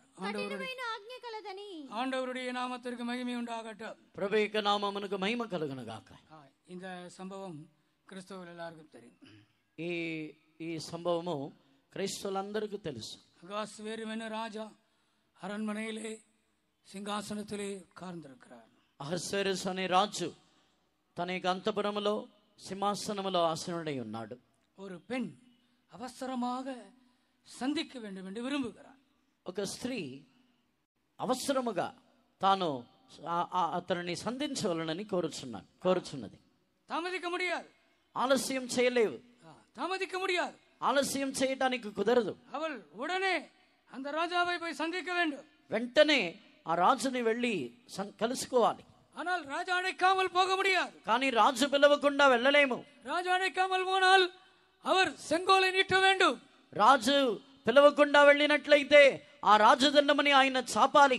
அவர் கையில ஒரு செங்கோல் இருக்கிறது, ఆయన చేతిలో ఒక రాజదండం ఉన్నది. அது பொற்செங்கோலா இருக்கிறது, அது బంగారపు రాజదండమై ఉన్నది. அந்த செங்கோலை யார் மேல் கருணை உள்ளவராயிருக்கிறாரோ, யார் மேல் இரக்கமுள்ளவராயிருக்கிறாரோ அவர்களுக்காக அவர் நீட்டுவார். ఆ రాజదండమని ఎవరి మీద కనికరము, ఎవరి మీద జాలితో ఉన్నారో వారితో వారి యొద్ద ఆయన ఆ రాజదండమని చాపును. ஆண்டவருடைய நாமத்திற்கு மகிமை உண்டாகட்டும். ప్రభువుకి నామమునకు మహిమ కలుగునుగాక. இந்த பெண் அதற்காக உபவாசம் பண்ணினார். ఈ స్త్రీ దాని కొరకు ఉపవసించి ఉన్నది. அவளுக்கு சட்டம் தெரியும், ఆమెకు చట్టము తెలుసు. அந்த ராஜா அந்த பொற்செங்கோலை தனக்காக நீட்ட வேண்டும். ఆ రాజు తన కొరకు ఆ రాజదండమని చాపవలను. எப்பொழுது அடைப்பார் என்று தெரியாது, ఎప్పుడు పిలుస్తారో తెలియదు. அதுவரைக்கும் அவள் காத்திருக்க முடியாது. అంతవరకు తాను కనిపెట్టలేదు. அவ்வளவு பிரச்சனையில் இருக்கிறார், అన్ని సమస్యలతో ఉన్నది. உடனே அதற்கு ஒரு பரிகாரம் தேவை, వెంటనే ఒక పరిష్కారము కావాలి. ஆண்டவருடைய நாமத்திற்கு மகிமை உண்டாகட்டும். ప్రభువుకి నామమునకు మహిమ కలుగును గాక. அவள் 3 நாள் உபவாசம் செய்தாள் என்று சொல்லப்பட்டிருக்கிறார். ఆమె 3 దినములు ఉపవసించి అని చెప్పబడి. 4వ అధ్యాయం 16వ వచనத்தை వాసియంగల్. 4వ అధ్యాయము 16వ వాక్యమని చదవండి. నీవు పోయి షూషనునందు కనబడిన యూదులనందరినీ సమాజ మందిరమునకు సమకూర్చి నా నిమిత్తం ఉపవాసం ఉండి 3 దినములు అన్నపానములు చేయకుండుడి. నేనును నా పనికత్తెలను కూడా ఉపవాసముందుము. ప్రవేశించుట న్యాయ వ్యతిరేక్తముగా నున్నను. నేను రాజునొద్దకు ప్రవేశించదను. నేను నశించెదను. ஆண்டவருடைய நாமத்திற்கு மகிமை உண்டாகட்டும். ప్రభువుకి నామమునకు మహిమ కలుగును గాక. அவள் ஒரு விசுவாசத்தோடு செல்லுகிறார். ఆమె విశ్వాసముతో వెళ్ళుచున్నది. వైరాగ్యతోడు அவள் செல்லுகிறார். వైరాగ్యముతో వెళ్ళుచున్నది. ఉపవాసத்தோடு அவள் செல்லுகிறார். ఉపవాసముతో వెళ్ళుచున్నది. ஜெபத்தோடு அவர் செல்லுகிறார். ప్రార్థనతో వెళ్ళుచున్నది. அந்த ராஜாவை சந்திக்க வேண்டும் என்று சொல்லுகிறார். ఆ రాజుని సంధించవలనని చెప్పుచున్నది. கர்த்தருடைய நாமத்திற்கு மகிமை உண்டாகட்டும். ప్రభువుకి నామమునకు మహిమ కలుగును గాక. 5వ అధ్యాయం 2వ వచనం சொல்லுகிறது. 5వ అధ్యాయము 2వ వాక్యము చెప్పుచున్నది. రాణి అయిన ఎస్తేరు ఆవరణములో నిలవబడి ఉండుట రాజు చూడగా ఆమె యందు అతనికి దయ పుట్టెను. రాజు తన చేతిలో నుండి బంగారపు దండమును ఎస్తేరు తట్టు చాపగా ఎస్తేరు దగ్గరకు వచ్చి దండము యొక్క కొన ముట్టెను. ஆண்டவருடைய நாமத்திற்கு மகிமை உண்டாகட்டும். ప్రభువుకి నామమునకు మహిమ కలుగును గాక. இந்த ஸ்திரீயை நான் தேவனுடைய சபைக்கு ஒப்பிட்டு பேசுகிறேன். ఈ స్త్రీని నేను దేవుని సంఘమునకు పోల్చి మాట్లాడుచున్నాను. దేవునుடைய సభை என்றால் யார்? దేవుని సంఘం అంటే ఎవరు? ఇవల్ ஒரு సాధారణ స్త్రీ అల్ల. ఈమె ఒక సాధారణమైన స్త్రీ కాదు. ఇవల్ ஒரு రాజస్త్రీ. ఈమె ఒక రాజస్త్రీ. ఇవల్ సింహాసనத்தில் விட்டிருக்கிற ஒரு பெண். ఈమె సింహాసనములో కూర్చొని ఉన్న ఒక స్త్రీ. ఇవల్ తలయిலே కిరీటం இருக்கிறது. ఈమెకు తల మీద కిరీటం ఉన్నది. ఇవల్ రాజ వస్త్రத்தை అణిందిருக்கிறார். ఈమె రాజ వస్త్రమని ధరించుకొని ఉన్నది. ఇవల్ రాణియా இருக்கிறாள். ఈమె రాణి ఉన్నది. இந்த ராணி யார்? ఈ రాణి ఎవరు? இந்த ராஜஸ்திரீ யார்? ఈ రాజస్త్రీ ఎవరు? இந்த ఎస్తర్ యార్? ఈ ఎస్తర్ ఎవరు? ఇవల్ వేరు యారుమల్ల. ఈమె వేరే ఎవరో కాదు. దేవునుடைய தேவனுடைய சபை, దేవుని సంఘము, புதிய ஏற்பாட்டு சபை, క్రొత్త నిబంధన సంఘము, சரீரமாகிய கிறிஸ்துவின் சரீரமாகிய சபை, క్రీస్తు యొక్క శరీరమైన సంఘము, கரை திரை முதலானவைகள் ஒன்றுமில்லாமல் பரிசுத்தமும் பிழையற்றதுமான மகிமையுள்ள சபை, మచ్చ డాగు ముడతలేని ఏమాత్రం కల్మషము లేని నిష్కలంకమైన మహిమగల సంఘము, முதற் பெறானவைகளின் சர்வ சங்கமாகிய சபை, ప్రథమ ఫలమైన సర్వ శరీరమైన సంఘము, பரலோகத்திலே பெயர் எழுதப்பட்ட முதற் பெறானவர்களின் సర్వ సంఘం. పరలోక రాజ్యములో పేరు రాయబడి ఉన్న ప్రథమ ఫలమైన వారి యొక్క సర్వ సంఘము. இவர்கள் யார்? వీరు ఎవరు? இந்த ஸ்திரீ யார்? ఈ స్త్రీ ఎవరు? இந்த பெண் யார்? ఈ స్త్రీ ఎవరు? இவள் தான் சபை, ఈమె సంఘము. இவர்கள் எங்க இருக்கிறார்கள்? వీరు ఎక్కడ ఉన్నారు? அவர்கள் காக்கிநாடாவில் இருக்கிறார்கள். వారు కాకినాడలో ఉన్నారు. அவர்கள் ரட்சிக்கப்பட்டவர்கள், వారు రక్షణ పొందినవారు, அவர்கள் మన్నిப்பை பெற்றவர்கள், వారు క్షమాపణ పొందినవారు, அவர்கள் మునిగి ஞானஸ்தானம் எடுத்தவர்கள், వారు ముంచట బాప్తీసం పొందినవారు, ஞானஸ்தானத்தில் உடன்படிக்கை இயேசுவோடு செய்தவர்கள், బాప్తీసములో యేసు ప్రభుతో నిబంధన చేసిన వారు, நல் మనస్సాட்சி உடன்படிக்கையை காத்துக்கொண்டவர்கள், మంచి మనస్సాక్షి యొక్క నిబంధనని కాపాడుకున్న వారు, இவர்கள் అభిషేகத்தை பெற்றவர்கள், వీరు అభిషేకింపబడిన వారు, అన్య భాష பேசுகிறவர்கள், వీరు అన్య భాషలు మాట్లాడేవారు, பரிசுத்தாவியின் வல்லமை பெற்றவர்கள், పరిశుద్ధాత్మ యొక్క శక్తిని పొందేవారు. அபிஷேகத்தை பெற்றுக்கொள்ளுங்கள் అభిషేకమని పొందుకొనుడి. கிறிஸ்தவர்களே, క్రైస్తవులారా, கிறிஸ்தவ நண்பர்களே, క్రైస్తవ స్నేహితులారా, ரட்சிக்கப்பட்ட கிறிஸ்தவர்களே, రక్షణ పొందిన క్రైస్తవులారా, நீங்கள் முழுகி ஞானஸ்தானம் பெற்றுக்கொள்ளுங்கள். మీరు ముంచట బాప్తీసమని తీసుకొనుడి. நீங்கள் பரிசுத்தாவியின் அபிஷேகத்தை அந்நிய பாஷ அடையாளத்தோடு பெற்றுக்கொள்ளுங்கள். మీరు పరిశుద్ధాత్మ అభిషేకమని అన్ని భాష గుర్తుతో పొందుకొనుడి. சபை என்றைக்கு ஸ்தாபிக்கப்பட்டது? సంఘము ఎప్పుడు స్థాపించబడి ఉన్నది? புதிய ஏற்பாட்டு சபை என்றைக்கு ஸ்தாபிக்கப்பட்டது? క్రొత్త నిబంధన సంఘము ఎప్పుడు స్థాపించబడి ఉన్నది? கிறிஸ்துவின் சரீரமாகிய சபை துவக்கம் எப்பொழுது? క్రీస్తు యొక్క శరీరమైన సంఘం యొక్క ప్రారంభము ఎప్పుడు?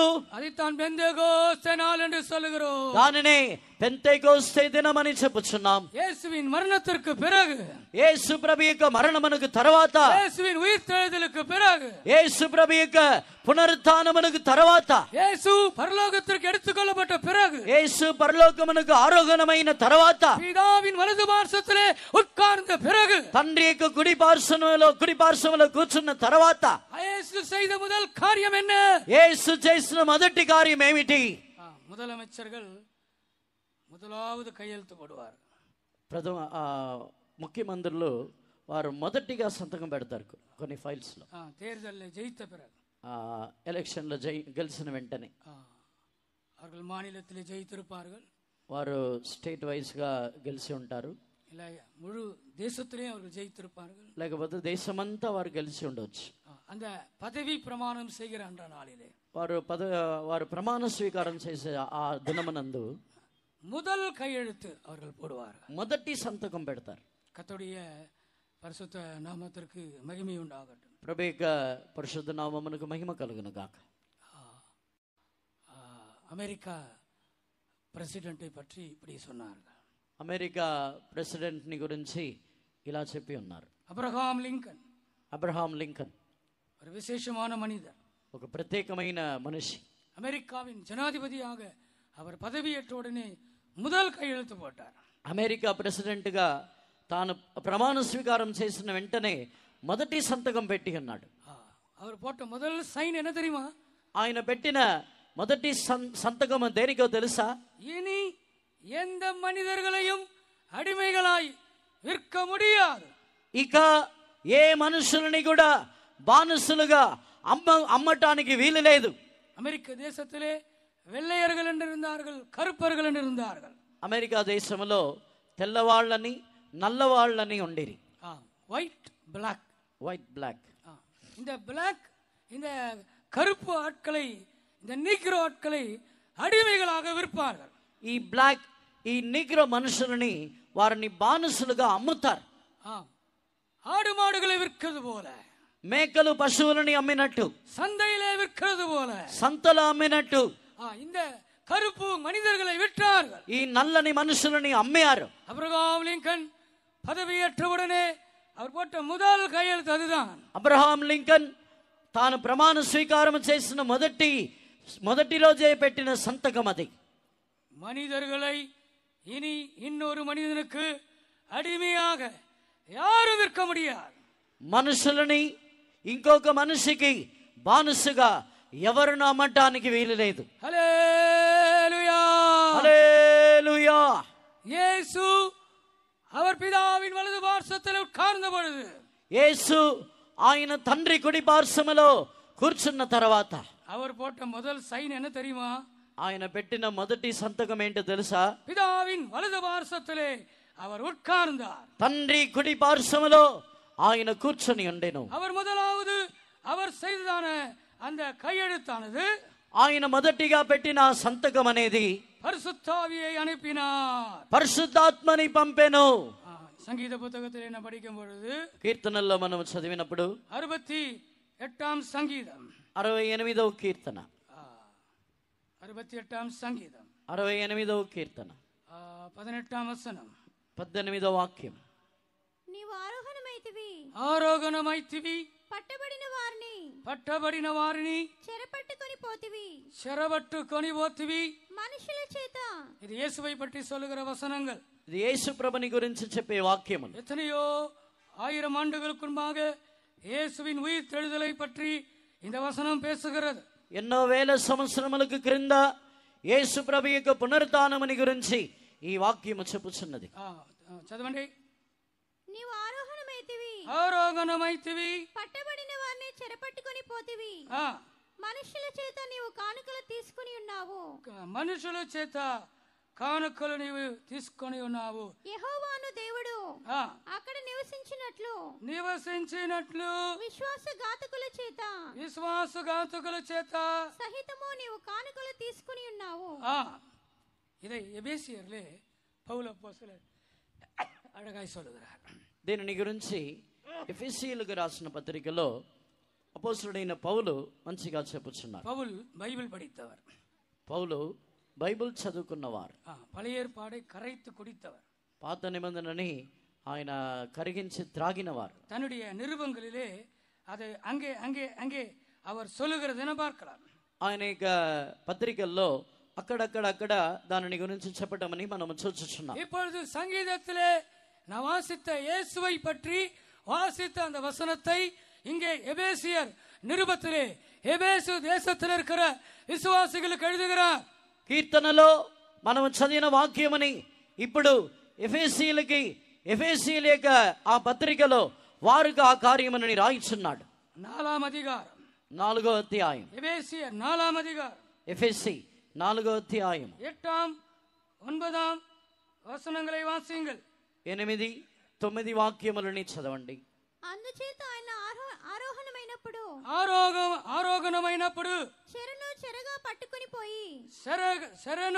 చెరగా పట్టుకొని పోయి మనుషులకు ఈవులను అనుగ్రహించునని చెప్పబడి ఉన్నది. మనుషులకు ఈవులను అనుగ్రహించని చెప్పబడి ఉన్నది. ఆరోహణం ఆయననగా ఆయన భూమి యొక్క క్రింది భాగములకు దిగననియు. చాలు. ஆண்டவருடைய நாமத்திற்கு மகிமை உண்டாகட்டும். ప్రభువుకి నామమునకు మహిమ కలుగును గాక. యేసు ఉయిర్తెழுந்தார். యేసు పునరుత్థానుడయ్యను. మరణத்தை జయిத்தார். ఆయన మరణమని జయించెను. அவர் பாதாளத்தை ஜெயித்தார். ఆయన పాతాళమని జయించెను. கல்லறையை ஜெயித்தார். సమాధిని జయించెను. அவர் பிதாவின் வலது பார்சத்தில் உட்கார்ந்தார். ఆయన తండ్రి కుడి పార్శ్వములో కూర్చుండెను. அங்கே உட்கார்ந்த பிறகு ఆయన అక్కడ కూర్చున్న తర్వాత அவர் போட்ட முதல் சைன் என்ன தெரியுமா? ఆయన పెట్టిన మొదటి సంతకం ఏంటో తెలుసా? பிதாவிடத்திலிருந்து అభిషేకத்தை వాంగి అనిపినార్. తండ్రి యొద్ద నుండి అభిషేకమని ఆయన అడిగి పంపించి ఉన్నారు. మనుషులకుள்ளே தங்கும்படியாக, మనుషులలో నివాసము చేయ నిమిత్తము. సంగీతத்தில் అழகாய் சொல்லி இருக்கிறது. కీర్తనలో మంచిగా రాయబడి ఉన్నది. మనుషులకుள்ளே వాసం பண்ணும்படியாக, మనుషులలో నివాసము చేయ నిమిత్తము. அவனுடைய இதயத்திலே தங்கும்படியாக, అతని యొక్క హృదయములో నివాసము చేయ నిమిత్తము. அவனுடைய శరీరத்திலே தங்கும்படியாக, అతని యొక్క శరీరములో నివాసము చేయ నిమిత్తము. அவனுடைய శరీరத்தை ఆలయమాய் மாற்றும்படியாக, అతని యొక్క శరీరముని ఆలయముగా మార్చు నిమిత్తము பரிசுத்தாவியானவரை அனுப்பினார். పరిశుద్ధాత్మని పంపెను.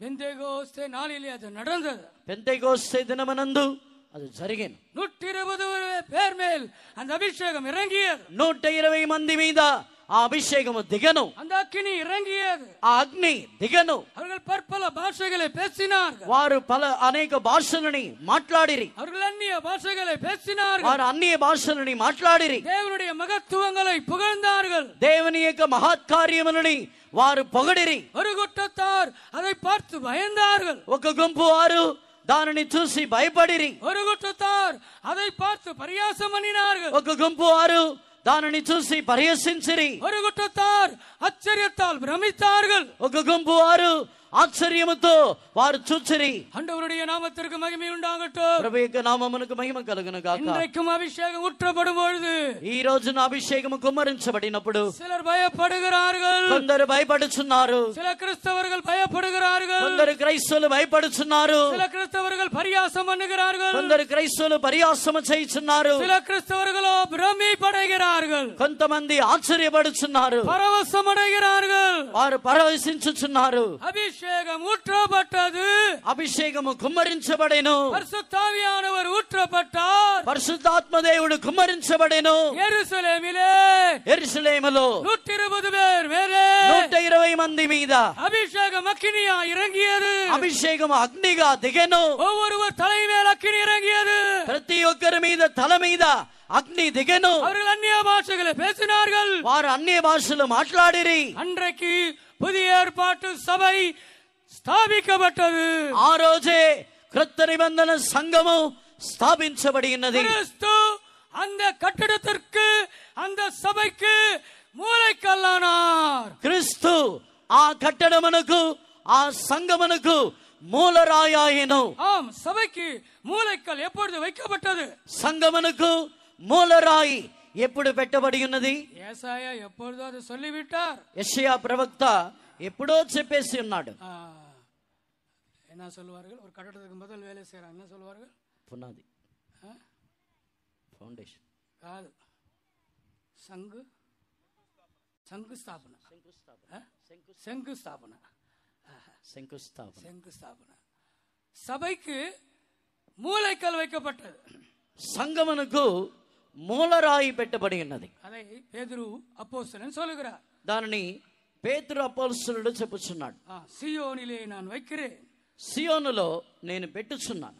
వాక్యం చదవండి. మొదటి పేతురు 2వ అధ్యాయం 6వ వాక్యం. 2వ అధ్యాయం 6వ వాక్యం. ఇదిగో నేను ముఖ్యమును ఏర్పరచబడినదియు. ఇదిగో నేను ముఖ్యముగా ఏర్పరచబడినదియు అమూల్యమునగు మూలరాతిని సియోనులో స్థాపించుచున్నాను. ఆయన యందు విశ్వాసముంచువాడు ఏమాత్రమును సిగ్గుపడడు. అది ஒரு కల్లు அல்ல, అదొక రాయి కాదు. அவர்தான் இயேசு கிறிஸ்து. ఆయనే యేసు క్రీస్తు. அவர்தான் மூலைக்கல். ఆయనే మూలరాయి. என்றைக்கு அவர் மூலைக்கல் ஆனார்? ఎప్పుడు, ఏ రోజు ఆయన మూలరాయి ఆయను? இதை எத்தனையோ வருடங்களுக்கு முன்பாக యేసయ్య சொல்லிவிட்டார். దీనిని ఎన్నో సంవత్సరములకు క్రింద యెషయా ప్రవక్త చెప్పి ఉన్నాడు. యేసయ్యాவிலே அந்த வசனத்தை படியுங்கள்.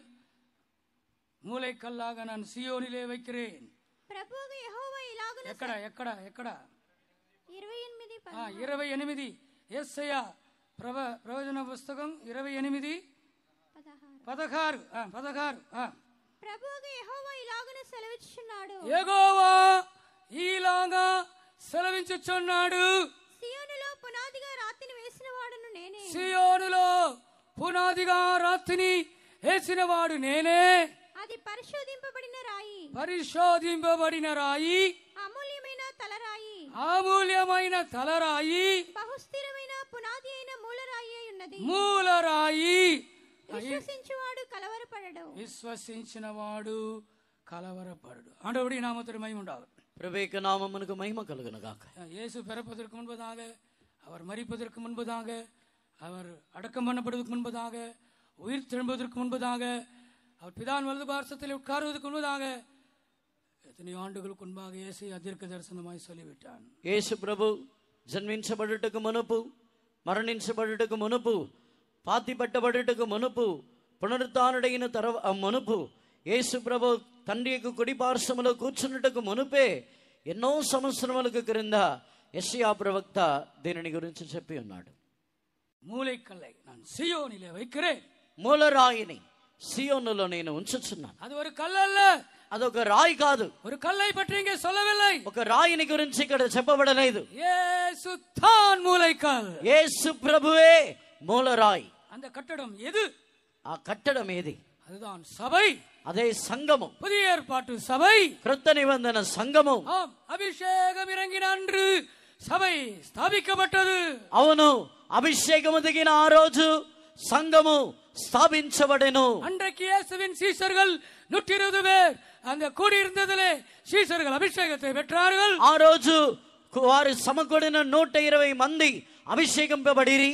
அவர்களிலே சீஷர்கள் இருந்தார்கள், వారిలో శిష్యులుండిరి. அந்த 120 பேரிலே பேதுரு இருந்தார், ఆ 120 మందిలో పేతురు కూడా ఉన్నాడు, யோவான் இருந்தார், యోహాను ఉన్నాడు, தோமா இருந்தார், తోమా ఉన్నాడు, மத்தேயு இருந்தார், మత్తయి ఉన్నాడు, யாக்கோபு இருந்தார், యాకోబు ఉన్నాడు. அவருடைய சீஷர்கள் அந்த 120 பேர்ல இருந்தார்கள். వారి యొక్క శిష్యులు ఆ 120 మందిలో ఉన్నారు. அந்த அப்போஸ்தலர் மேல் ஆவியானவர் இறங்கினார். ఆ అపోస్తలుల మీద ఆత్మదేవుడు దిగను. மரியாள் இயேசுவின் தாய் மரியாளும் இருந்தேனோ, மரியாள் மேலே பரிசுத்த ஆவியானவர் இறங்கினார். మరియా మీద పరిశుద్ధాత్మ ஸ்தாபிக்கப்பட்டது.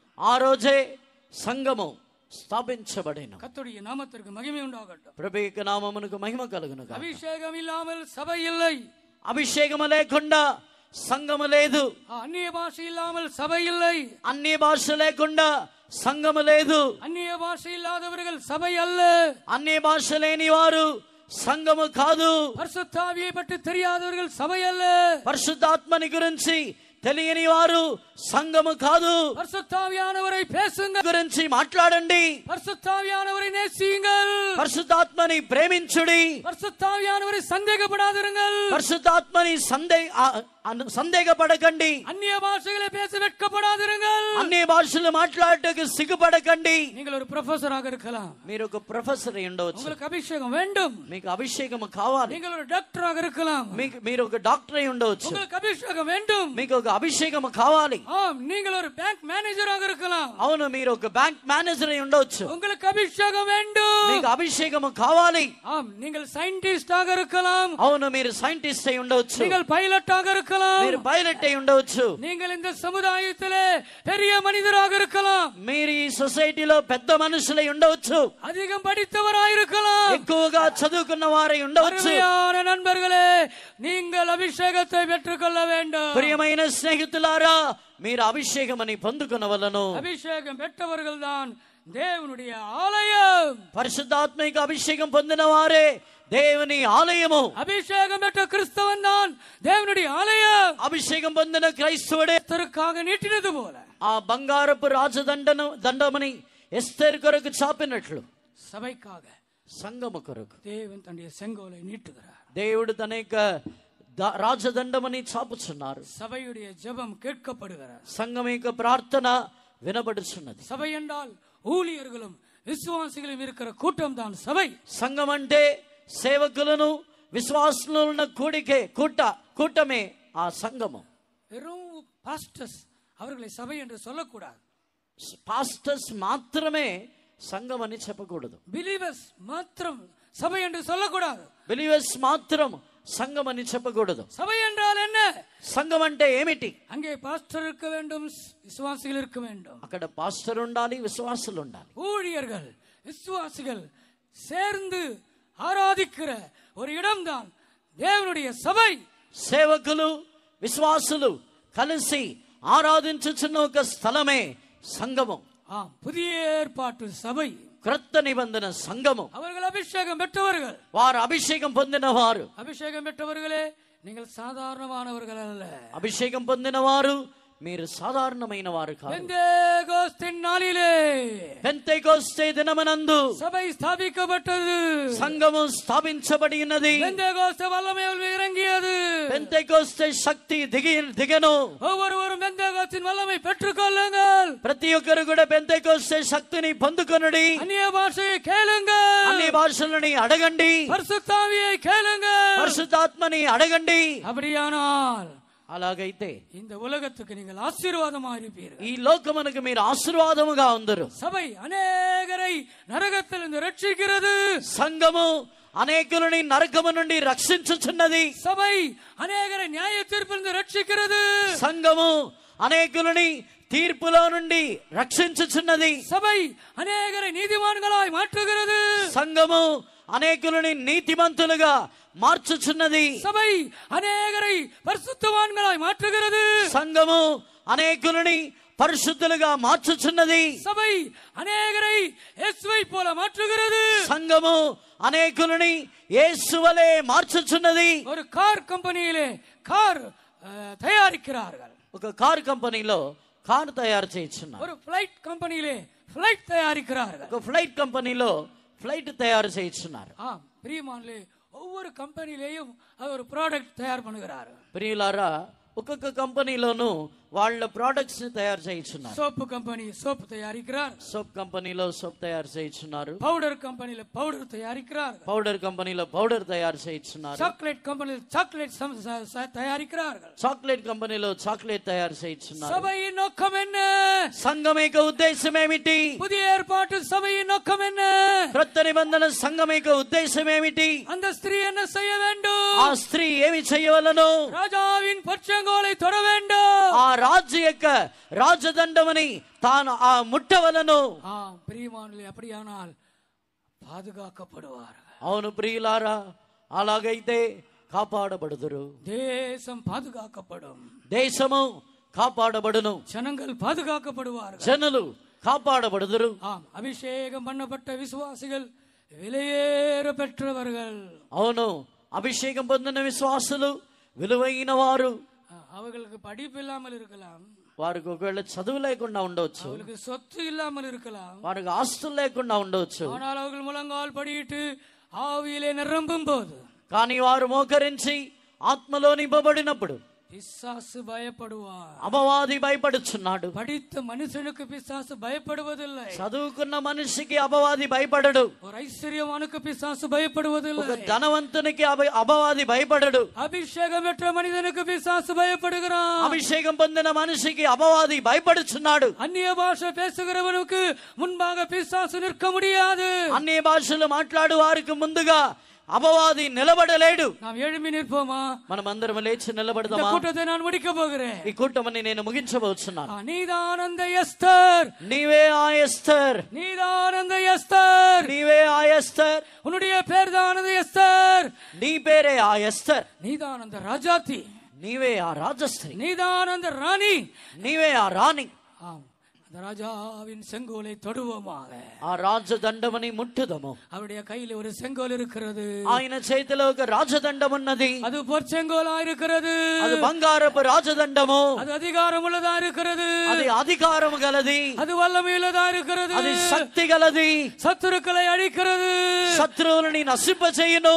ஓ, அது ஜனங்களை காப்பாற்றுகிறது. అది జనులని కాపాడును. நம்முடைய கரங்களை நாம் உயர்த்துவோமாக. మన చేతులని పైకెత్తుదము. எனக்கு ஒரு அபிஷேகம் வேண்டும் என்று கேளுங்கள். నాకు మీరు అన్ని భాషలు మాట్లాడినప్పుడు சத்துரு அழிக்கப்படுவான். శత్రు నశింపచేయబడును. ஓ, சத்துரு வல்லமைகள் அழிக்கப்படுகிறது. శత్రు నశింపచేయబడును. பிசாசின் வல்லமைகள் அழிக்கப்படுகிறது. అపవాది శక్తులు నశింపచేయబడును. இதோ ராஜா சிங்காசனத்தில் இருக்கிறார். ఇదిగో రాజు సింహాసనములో ఉన్నారు. இதோ ராஜா சிங்காசனத்தில் இருக்கிறார். ఇదిగో రాజు సింహాసనములో ఉన్నారు. அவருடைய செங்கோல் நீதியுள்ள செங்கோல். ఆయన రాజదండము నీతిగల రాజదండము. அந்த பொற்செங்கோலை நீட்டுகிறார். ఆయన బంగారపు దండమని చాపుచున్నారు. உனக்கு நீதி கிடைக்கும். నీకు నీతి దొరుకును. உனக்கு நியாயம் கிடைக்கும். నీకు న్యాయము దొరుకును. உனக்கு அற்புதம் கிடைக்கும். నీకు అద్భుతము దొరుకును. உனக்கு ஆசீர்வாதம் கிடைக்கும். నీకు ఆశీర్వాదము దొరుకును. உனக்கு சுகம் கிடைக்கும். నీకు స్వస్థత దొరుకును. உனக்கு பரிசுத்தம் கிடைக்கும். నీకు పరిశుద్ధత దొరుకును. உனக்கு சந்தோஷம் கிடைக்கும். నీకు సంతోషము దొరుకును, உனக்கு ஐஸ்வர்யம் கிடைக்கும், నీకు ఐశ్వర్యము దొరుకును, உனக்கு ஆசீர்வாதம் தருகிறார், నీకు ఆశీర్వాదం ఇచ్చుచున్నారు. தொடுங்கள், ముట్టండి, தொடுங்கள், ముట్టండి, அந்த பொற்சங்கோலை தொடுங்கள், ఆ బంగారపు దండమని ముట్టండి, விசுவாசத்திலே தொடுவோமாக, విశ్వాసముతో ముట్టండి, அந்த ராஜாவின் செங்கோலை தொடுங்கள், ఆ రాజదండమని ముట్టండి, அந்நிய பாஷைகளை பேசுங்கள், అన్ని భాషలని మాట్లాడండి, ஆவியில நிரம்புங்கள், ఆత్మలో నింపబడండి, ஸ்தோத்திரம் பண்ணுங்க, స్తోత్రము చెప్పండి, அல்லேலூயா சொல்லுங்க, హల్లెలూయా చెప్పండి, ஆர்ப்பரியுங்கள், ఆర్పరించుడి, ஆர்ப்பரியுங்கள், ఆర్పరించండి. இது மௌனமா இருக்கிற நேரம் அல்ல, ఇది మౌనముగా ఉండే సమయం కాదు, இது மௌனமா இருக்கிற நேரம் அல்ல, ఇది మౌనముగా ఉండే సమయం కాదు, நீ ஜெயிக்கிற நேரம், నీవు జయించే సమయము, நீ ஜெயிக்கிற நேரம், నీవు జయించే సమయము, பிசாசின் தலை நசுக்கப்படுகிற நேரம், అపవాది తల చితుకు తొక్కబడే సమయము, பிசாசின் தலை நசுக்கப்படுகிற நேரம், అపవాది తల చితుకు తొక్కబడే సమయము, பிசாசின் தலை நசுக்கப்படுகிறது, అపవాది తల చితుకు తొక్కబడుచున్నది, பிசாசின் தலை நசுக்கப்படுகிறது, అపవాది తల చితుకు తొక్కబడుచున్నది. సియోను నుండి పంపుం రాజదండం, శత్రువులపై అధికారం చేయను. సియోను నుండి పంపుం రాజదండం, శత్రువులపై అధికారం చేయను. జయించిన యేసుతో జయం పొందిను, మహిమతో సింహాసనాధిష్ఠించెదం. జయించిన యేసుతో జయం పొందిను, మహిమతో సింహాసనాధిష్ఠించెదం. సియోను నుండి పంపు రాజదండం, శత్రువులపై అధికారం చేయను. సియోను నుండి పంపు రాజదండం, హల్లెలూయా, శత్రువులపై అధికారం చేయను. జయించిన యేసుతో జయం పొందిను, మహిమతో సింహాసనాధిష్ఠించెదం. జయించిన యేసుతో జయం పొందిను, మహిమతో సింహాసనాధిష్ఠించెదం. జయించిన యేసుతో జయం పొందిను, మహిమతో సింహాసనాధిష్ఠించెదం. జయించిన యేసుతో జయం పొందిను, మహిమతో సింహాసనాధిష్ఠించెదం. జయించిన యేసుతో జయం పొందిను, మహిమతో సింహాసనాధిష్ఠించెదం. జయించిన యేసుతో జయం పొందిను, మహిమతో సింహాసనాధిష్ఠించెదం. జయించిన యేసుతో జయం పొందిను, మహిమతో సింహాసనాధిష్ఠించెదం. జయించిన యేసుతో జయం పొందిను, మహిమతో సింహాసనాధిష్ఠించెదం. జయించిన యేసుతో జయం పొందిను, మహిమతో సింహాసనాధిష్ఠించెదం.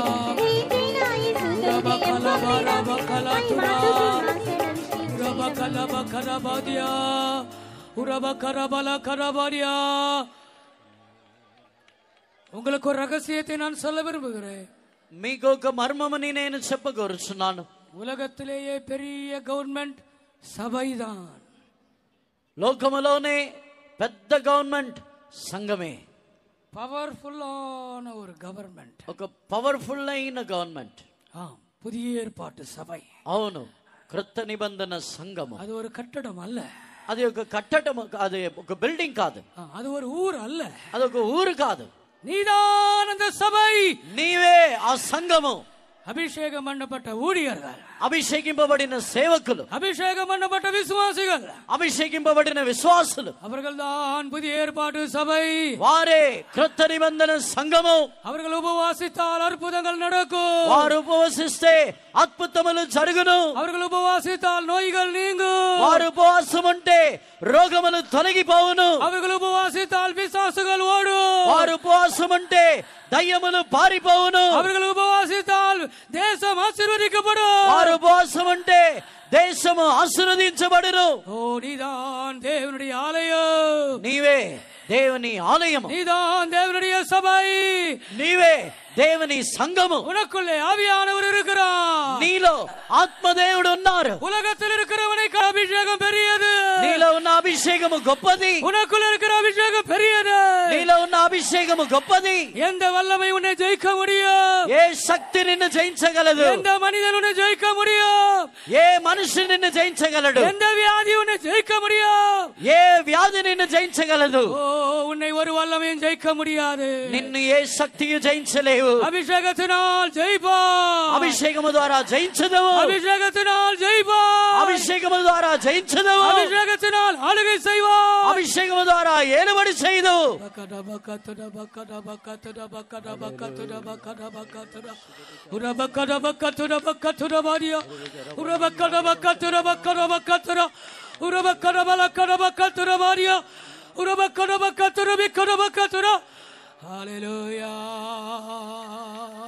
సియోనుండి పంపుం రాజదండం, శత్రువులపై అధికారం చేయను.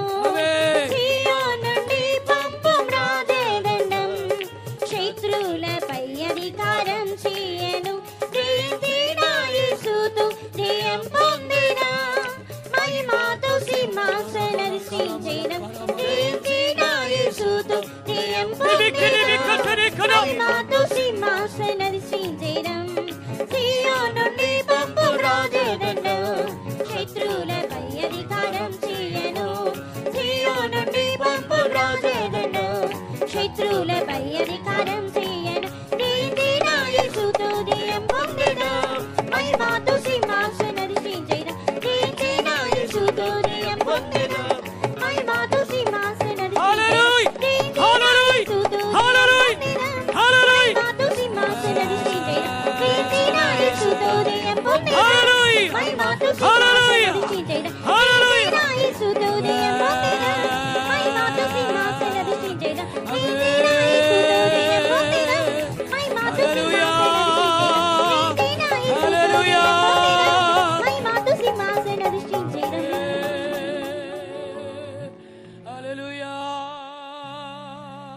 Hallelujah. Hallelujah. இயேசு பேதுருவை பார்த்து சொன்னார். యేసు పేతురుని చూసి చెప్పెను, இந்த கல்லின் மேல் என் சபையை நான் கட்டுவேன். ఈ బండ మీద నా సంఘముని కట్టుదును. இந்த கல்லின் மேல் என் சபையை நான் கட்டுவேன். ఈ బండ మీద నా సంఘముని కట్టుదును. அந்த கல் வேறு யாரும் அல்ல, ఆ రాయి వేరే ఎవరో కాదు. அவர்தான் சியோனிலே மூலைக்கல். ఆయనే సియోనులో మూలరాయి. இயேசுதான் அந்த மூலைக்கல். యేసే ఆ మూలరాయి. சியோனிலே அவர் ராஜாவாய் அபிஷேகம் பண்ணப்பட்டார். సియోనులో ఆయన రాజుగా అభిషేకింపబడి ఉన్నారు. அவர் மேல் அஸ்திபார கற்கள், ఆయన మీద புனாதி ராళ్ళు. அவர்கள் தான் அப்போஸ்தலர்கள். వారే అపోస్తలులు. அதன் மேல் ஜீவனுள்ள கற்கள், దానిపైన జీవము గల రాళ్ళు. அவர்கள் தான் விசுவாசிகள். వారే విశ్వాసులు. ஓ, அது కట్టப்பட்டிருக்கிறது. అది కట్టబడి ఉన్నది. சியோன் கட்டப்பட்டு கொண்டிருக்கிறது. సియోను కట్టబడుచున్నది. புதிய எருசலேம் கட்டப்பட்டு கொண்டிருக்கிறது. నూతన యెరూషలేము కట్టబడుచున్నది. சீக்கிரமாய் இயேசு வருவார். త్వరగా యేసు వచ్చును. ராஜாவாய் அவர் வருவார். రాజుగా వచ్చును. மணவாளனாய் அவர் வருவார். పెళ్లి కుమారుడిగా వచ్చును. மணவாட்டி சபையே, పెళ్లి కుమార్తె సంగమా, மணவாட்டி சபையே, పెళ్లి కుమార్తె సంగమా, உன்னை தீட்டுப்படுத்தாதே, నిన్ను అపవిత్రపరచుకొనవద్దు, உன்னை கரைப்படுத்தாதே, నిన్ను కలంకము చేసుకొనవద్దు, உன் வஸ்திரங்களை காத்துக்கொள், నీ వస్త్రముని కాపాడుకొనుము, பரிசுத்தமாய் உன்னை காத்துக்கொள், పరిశుద్ధముగా కాపాడుకొనుము. உன் மணவாளன் உன்னை சந்திக்கிற நாள் சமீபமாய் இருக்கிறது. పెళ్లి కుమారుడు నిన్ను సంధించే దినము సమీపమై ఉన్నది.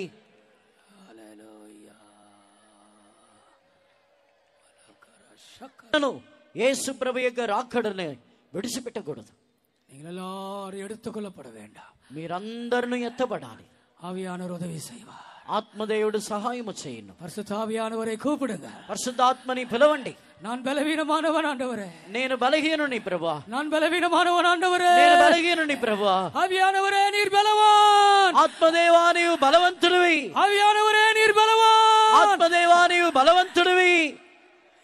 எனக்கு உதவி செய்யுங்க, నాకు సహాయము చేయండి. என்னை நிரப்புங்க, నన్ను నింపండి, என்னை நிரப்புங்க, నన్ను నింపండి, என்னை நிரப்புங்க. నన్ను నింపండి. ஹல்லேலூயா, ஹல்லேலூயா, ஹல்லேலூயா. ரெபெக்கா பக்கர அநேகர் சுகத்தை பெற்றிருக்கிறீர்கள், అనేకులు స్వస్థత పొందిరి, அநேகர் விடுதலை பெற்றிருக்கிறீர்கள், అనేకులు విడుదల పొందితిరి, அநேகர் கழுவப்பட்டிருக்கிறீர்கள், అనేకులు కడుగబడి ఉన్నారు. இயேசுவின் ரத்தம் உங்கள் மேல் தெளிக்கப்பட்டிருக்கிறது, యేసు ప్రభు రక్తం మీ మీద ప్రోక్షింపబడి ఉన్నది. அந்தகாரங்கள் விலகி இருக்கிறது, అంధకారములు తొలగిపోయెను, வெளிச்சம் உங்கள் மேல் ఉదిத்திருக்கிறது, వెలుగు ప్రకాశించెను, கட்டுகள் அவிழ்க்கப்பட்டிருக்கிறது, బంధకములు విప్పబడి ఉన్నది, பிசாசின் தலை நசுக்கப்பட்டது, అపవాది తల చితుకు తొక్కబడి ఉన్నది. యేసు జయితాர், యేసు జయించెను, యేసు జయితార్, యేసు జయించెను, యేసు జయితార్. యేసు జయించెను. హల్లెలూయా, హల్లెలూయా, ஹalleluya, ஆமென். புதிய ஏற்பாட்டு என்னும் சபை இந்த உலகத்தை ஆளுகை செய்து கொண்டிருக்கிறது.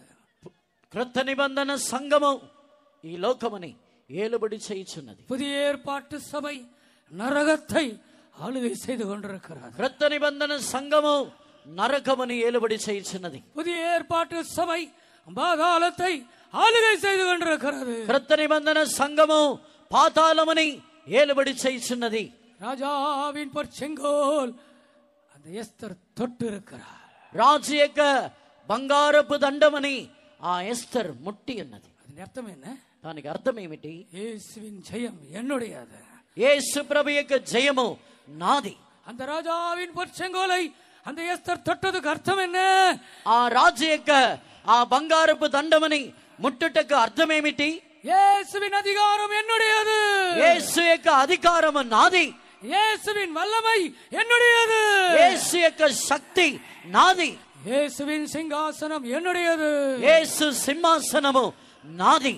ஆம், இயேசுவை போல நாம் மாற போகிறோம். అవును, యేసులాగానే మారబోచున్నాం. இயேசுவோடு நாம் வாழ போகிறோம். యేసుతో మనము జీవించబోచున్నాం. இயேசுவோடு நாம் ஆளுகை செய்ய போகிறோம். యేసుతో ఏలుబడి చేయబోచున్నాం. நித்திய நித்தியமாக, నిత్య నిత్యముగా, யுகாயுகமாக, యుగాయుగములుగా. அந்த நாட்கள் சீக்கிரமாய் வரப்போகிறது. ఆ దినములు త్వరగా రానయ్యున్నది. நம்பிக்கையுள்ளவர்கள் கரங்களை உயர்த்தி ஸ்தோத்திரம் பண்ணுங்க. నమ్మిక గలవారు చేతులెత్తి స్తోత్రించెదము. Praise the Lord. Praise the Lord, praise the Lord, praise the Lord, praise the Hallelujah. Lord. స్తోత్రం, స్తోత్రం, స్తోత్రం. Hallelujah. స్తోత్రం, స్తోత్రం, స్తోత్రం, స్తోత్రం, స్తోత్రం, Praise the స్తోత్రం. Lord. ప్రార్థించదము. పరిశుద్ధ తండ్రి, మీ పరిశుద్ధ నామం స్తోత్రం నాదా. ఇక కాకినాడ పట్టణంలో ప్రేమించి మాకిచ్చినటువంటి ఈ సువార్త స్వస్థత మహాసభల కొరకై స్తోత్రం. మొదటి 2 దినాల కూటాన్ని మీరు ఆస్వాదించినందుకై స్తోత్రం. 3వ దినాన ప్రభువా వాతావరణం కూడా అనుకూలంగా మార్చి ఇంతవరకు కూడా దేవుని యొక్క సముఖంతో మీరు నింపినందుకై స్తోత్రం. ఎంతో మంది దేవుని యొక్క సముఖములో పలు విధాల కష్టాలు, ఇబ్బందులు, ఇరుకులు, సమస్యలు, చేతబడి శక్తులు, పోరాటాలు, పలు బంధకములో వచ్చిన వారందరినీ ప్రభువా ఈ రాత్రి వేళలో మీరు విడుదల దయచేసినందుకై స్తోత్రం. అవును తండ్రి, దేవుని సముఖంలోకి వచ్చినటువంటి ఒక్కొక్కరితో మీరు మాట్లాడినటువంటి దివ్య వాక్కుల కొరకై స్తోత్రం. అవును తండ్రి, ఆ దినాల్లో ఏదైనా తోటని మీరు కలుగజేసి హవ్వను ఆదామును ఉంచి సంతోషం, సమాధానం, నెమ్మదిగా జీవించాలని చెప్పి మీరు చెప్పి ఉంటున్నారు తండ్రి. వారైతే మీకు అవిధేయత చూపించి సమస్తాన్ని కోల్పోయి ఉంటున్నారు. అదే ఆత్మ యొక్క దినాల్లో క్రైస్తవుల్లో, దేవుని యొక్క బిడ్డల కుటుంబములో అనేక మంది జీవితంలో పోరాడుచుంటున్నది తండ్రి. అటువంటి పోరాటముల్లోంచి విడుదల దయచేయడానికి యాకోబులో నుంచి ఒక నక్షత్రం ఈ రాత్రి వేళలో ఉదయించినట్లుగా మేము చూచి ఉంటున్నాం. అవును తండ్రి, ఎవరైతే మీ యొక్క ఆత్మకు దేవుని యొక్క వాక్యానికి అప్పగించుకొని ఉంటున్నారో అటువంటి వారి జీవితంలో, కుటుంబములో ఒక నక్షత్రం అనేది యాకోబులోంచి ఉదయించి ఇశ్రాయేలులోంచి రాజదండమును కలుగజేసి వారికి ఉన్నటువంటి మోయాబు అటువంటి పలు బంధకములన్నిటిని ప్రభువా ఈ రాత్రి వేళలో కొట్టివేసినందుకై స్తోత్రం. అవును తండ్రి, దుష్టుల దుడ్డు కర్రను, శత్రువుల పోరాటాలన్నిటిని కూడా మీరు విడుదల చేసిన దేవుడు తండ్రి. మీ యొక్క రాజ్య దండం అనేది శత్రువుల పోరాటముల్లో నుంచి, అనేక సమస్యల్లో నుంచి విడుదల దయచినటువంటి రాజ్యదండముగా కనబడినట్లుగా మేము చూచి ఉంటున్నాం తండ్రి. ఈ దినాల్లో ఈ రాత్రి వేళలో ఎవరైతే అటువంటి పోరాటములో దేవుని సముఖంలో వచ్చి ఉంటున్నారో, విన వాక్యానికి అప్పగించుకొని ఉంటున్నారు, అటువంటి పోరాటాలని శత్రువులను మీరు నశింపజేసినందుకై స్తోత్రం. అవును తండ్రి, రాజు యుద్ధకు రాణి ఎస్తేరు ఏ రీతిగా వెళ్ళి విజ్ఞాపన చేసి రాజదండాన్ని ముట్టాలని చెప్పి కోరినట్లుగా ప్రవ్వా ఎస్తేరు అన్నప్పుడు మహిమగల సంఘానికి సాదృశ్యంగా చూచి ఉంటున్నాం. ప్రవ్వా యొక్క మహిమగల సంఘం మీదటి నిలవవలనని చెప్పి ఉద్దేశంతో తండ్రి మీరు మూలరాతిని సియోన్లో స్థాపించినందుకై స్తోత్రం. ఆ మూలరాయి యేసు ప్రభు అన్నట్లుగా మేము చూచి ఉంటున్నాం. ఆ యొక్క రాజాదిరాజు మా నిమిత్తం బంగారు రాజదండాన్ని మీరు చాపి ఉంటున్నారు తండ్రి. ఈ రాత్రి వేళలో ఎస్తేరు ఏ రీతిగా రాజు యుద్ధకు వెళ్ళి బంగారు దండాన్ని ముట్టడానికి అనుమతి అడిగినట్లుగా ఎవరైతే ఈ రాత్రి వేళలో సియోనుగా యెరూషలేముగా దేవుని బిడ్డలుగా మార్చబడాలని చెప్పిన ఉద్దేశంతో పరిశుద్ధాత్మను పొందుకొని బాప్తిసం పొందుకొని అపోస్తులకు ఉపదేశంలో జీవించాలి, మీ రాజదండమును ముట్టుకోవాలి, సియోనుగా యెరూషలేముగా మార్చబడాలని చెప్పి ఎంతమంది మీ వద్దకు వచ్చి ఉంటున్నారో తండ్రి, అటువంటి వాళ్ళందరిని ప్రభువా ముట్టిన ఒక్కొక్కరు కూడా ప్రభువా మహిమగల సంఘముగా మీరు నియమించినందుకు స్తోత్రం. కఠినమైనటువంటి రాజదండం అనేది త్వరలో ఏలుబడి చేయించుంటున్నది తండ్రి. ఆ యొక్క కఠినమైనటువంటి రాజదండానికి ప్రభువా ఎవరి పాత్రలుగా మార్చబడకూడదు. ఎంతో మంది దేవుని యొక్క సముఖంలోనికి వచ్చి ఉంటున్నారు, ఎంతో మంది దేవుని యొక్క వాక్యాన్ని విని ఉంటున్నారు. ఎవరు నశించుట మీకు ఇష్టము కాదు తండ్రి. మహిమగల రాజాదిరాజు త్వరలో ప్రత్యక్షమగుచుంటున్నారు. ఆ దినము కొరకు ఇక్కడ కూడినటువంటి వారిని దూరముగా ఉండి దేవుని యొక్క వాక్యం వినినటువంటి ఒక్కొక్కరు కూడా నశింపకుండా దేవా మీ యొక్క మహిమ కలిగినటువంటి సింహాసనంలో స్వతంత్రించుకోవడానికి మీరు సహాయం చేయండి. ఈ రాత్రి వేళ తీసుకొచ్చినటువంటి ఒక్కొక్కరిని మీరు ఆశీర్వదించినందుకు స్తోత్రం. మమ్మల్ని అందరినీ పరిశుద్ధపరచండి. మీ నిత్య రాజ్యము కొరకు రాకడ కొరకు మీ సింహాసనం స్వతంత్రించుకోవడానికి సహాయం చేయమని స్తుతి ఘనత మహిమ చెల్లించుకొంచు ఈ పరిశుద్ధ నామమున అడుగుచుంటున్నాను తండ్రి. ఆమేన్. స్తోత్రం స్తోత్రం స్తోత్రం స్తోత్రం స్తోత్రం స్తోత్రం. మన ప్రభు అయిన యేసుక్రీస్తుని యొక్క కృపయు తండ్రి అయిన దేవుని యొక్క ప్రేమయు పరిశుద్ధాత్మని యొక్క సహవాసమును మనందరితో ప్రభు నీ రాకడ వరకు ఎల్లప్పుడూ తోడే ఉండునుగాక. హల్లెలూయా హల్లెలూయా. అందరూ కలిసి హల్లెలూయా చెప్పండి. అందరూ చేతులెత్తి హల్లెలూయా చెప్పండి. హల్లెలూయా.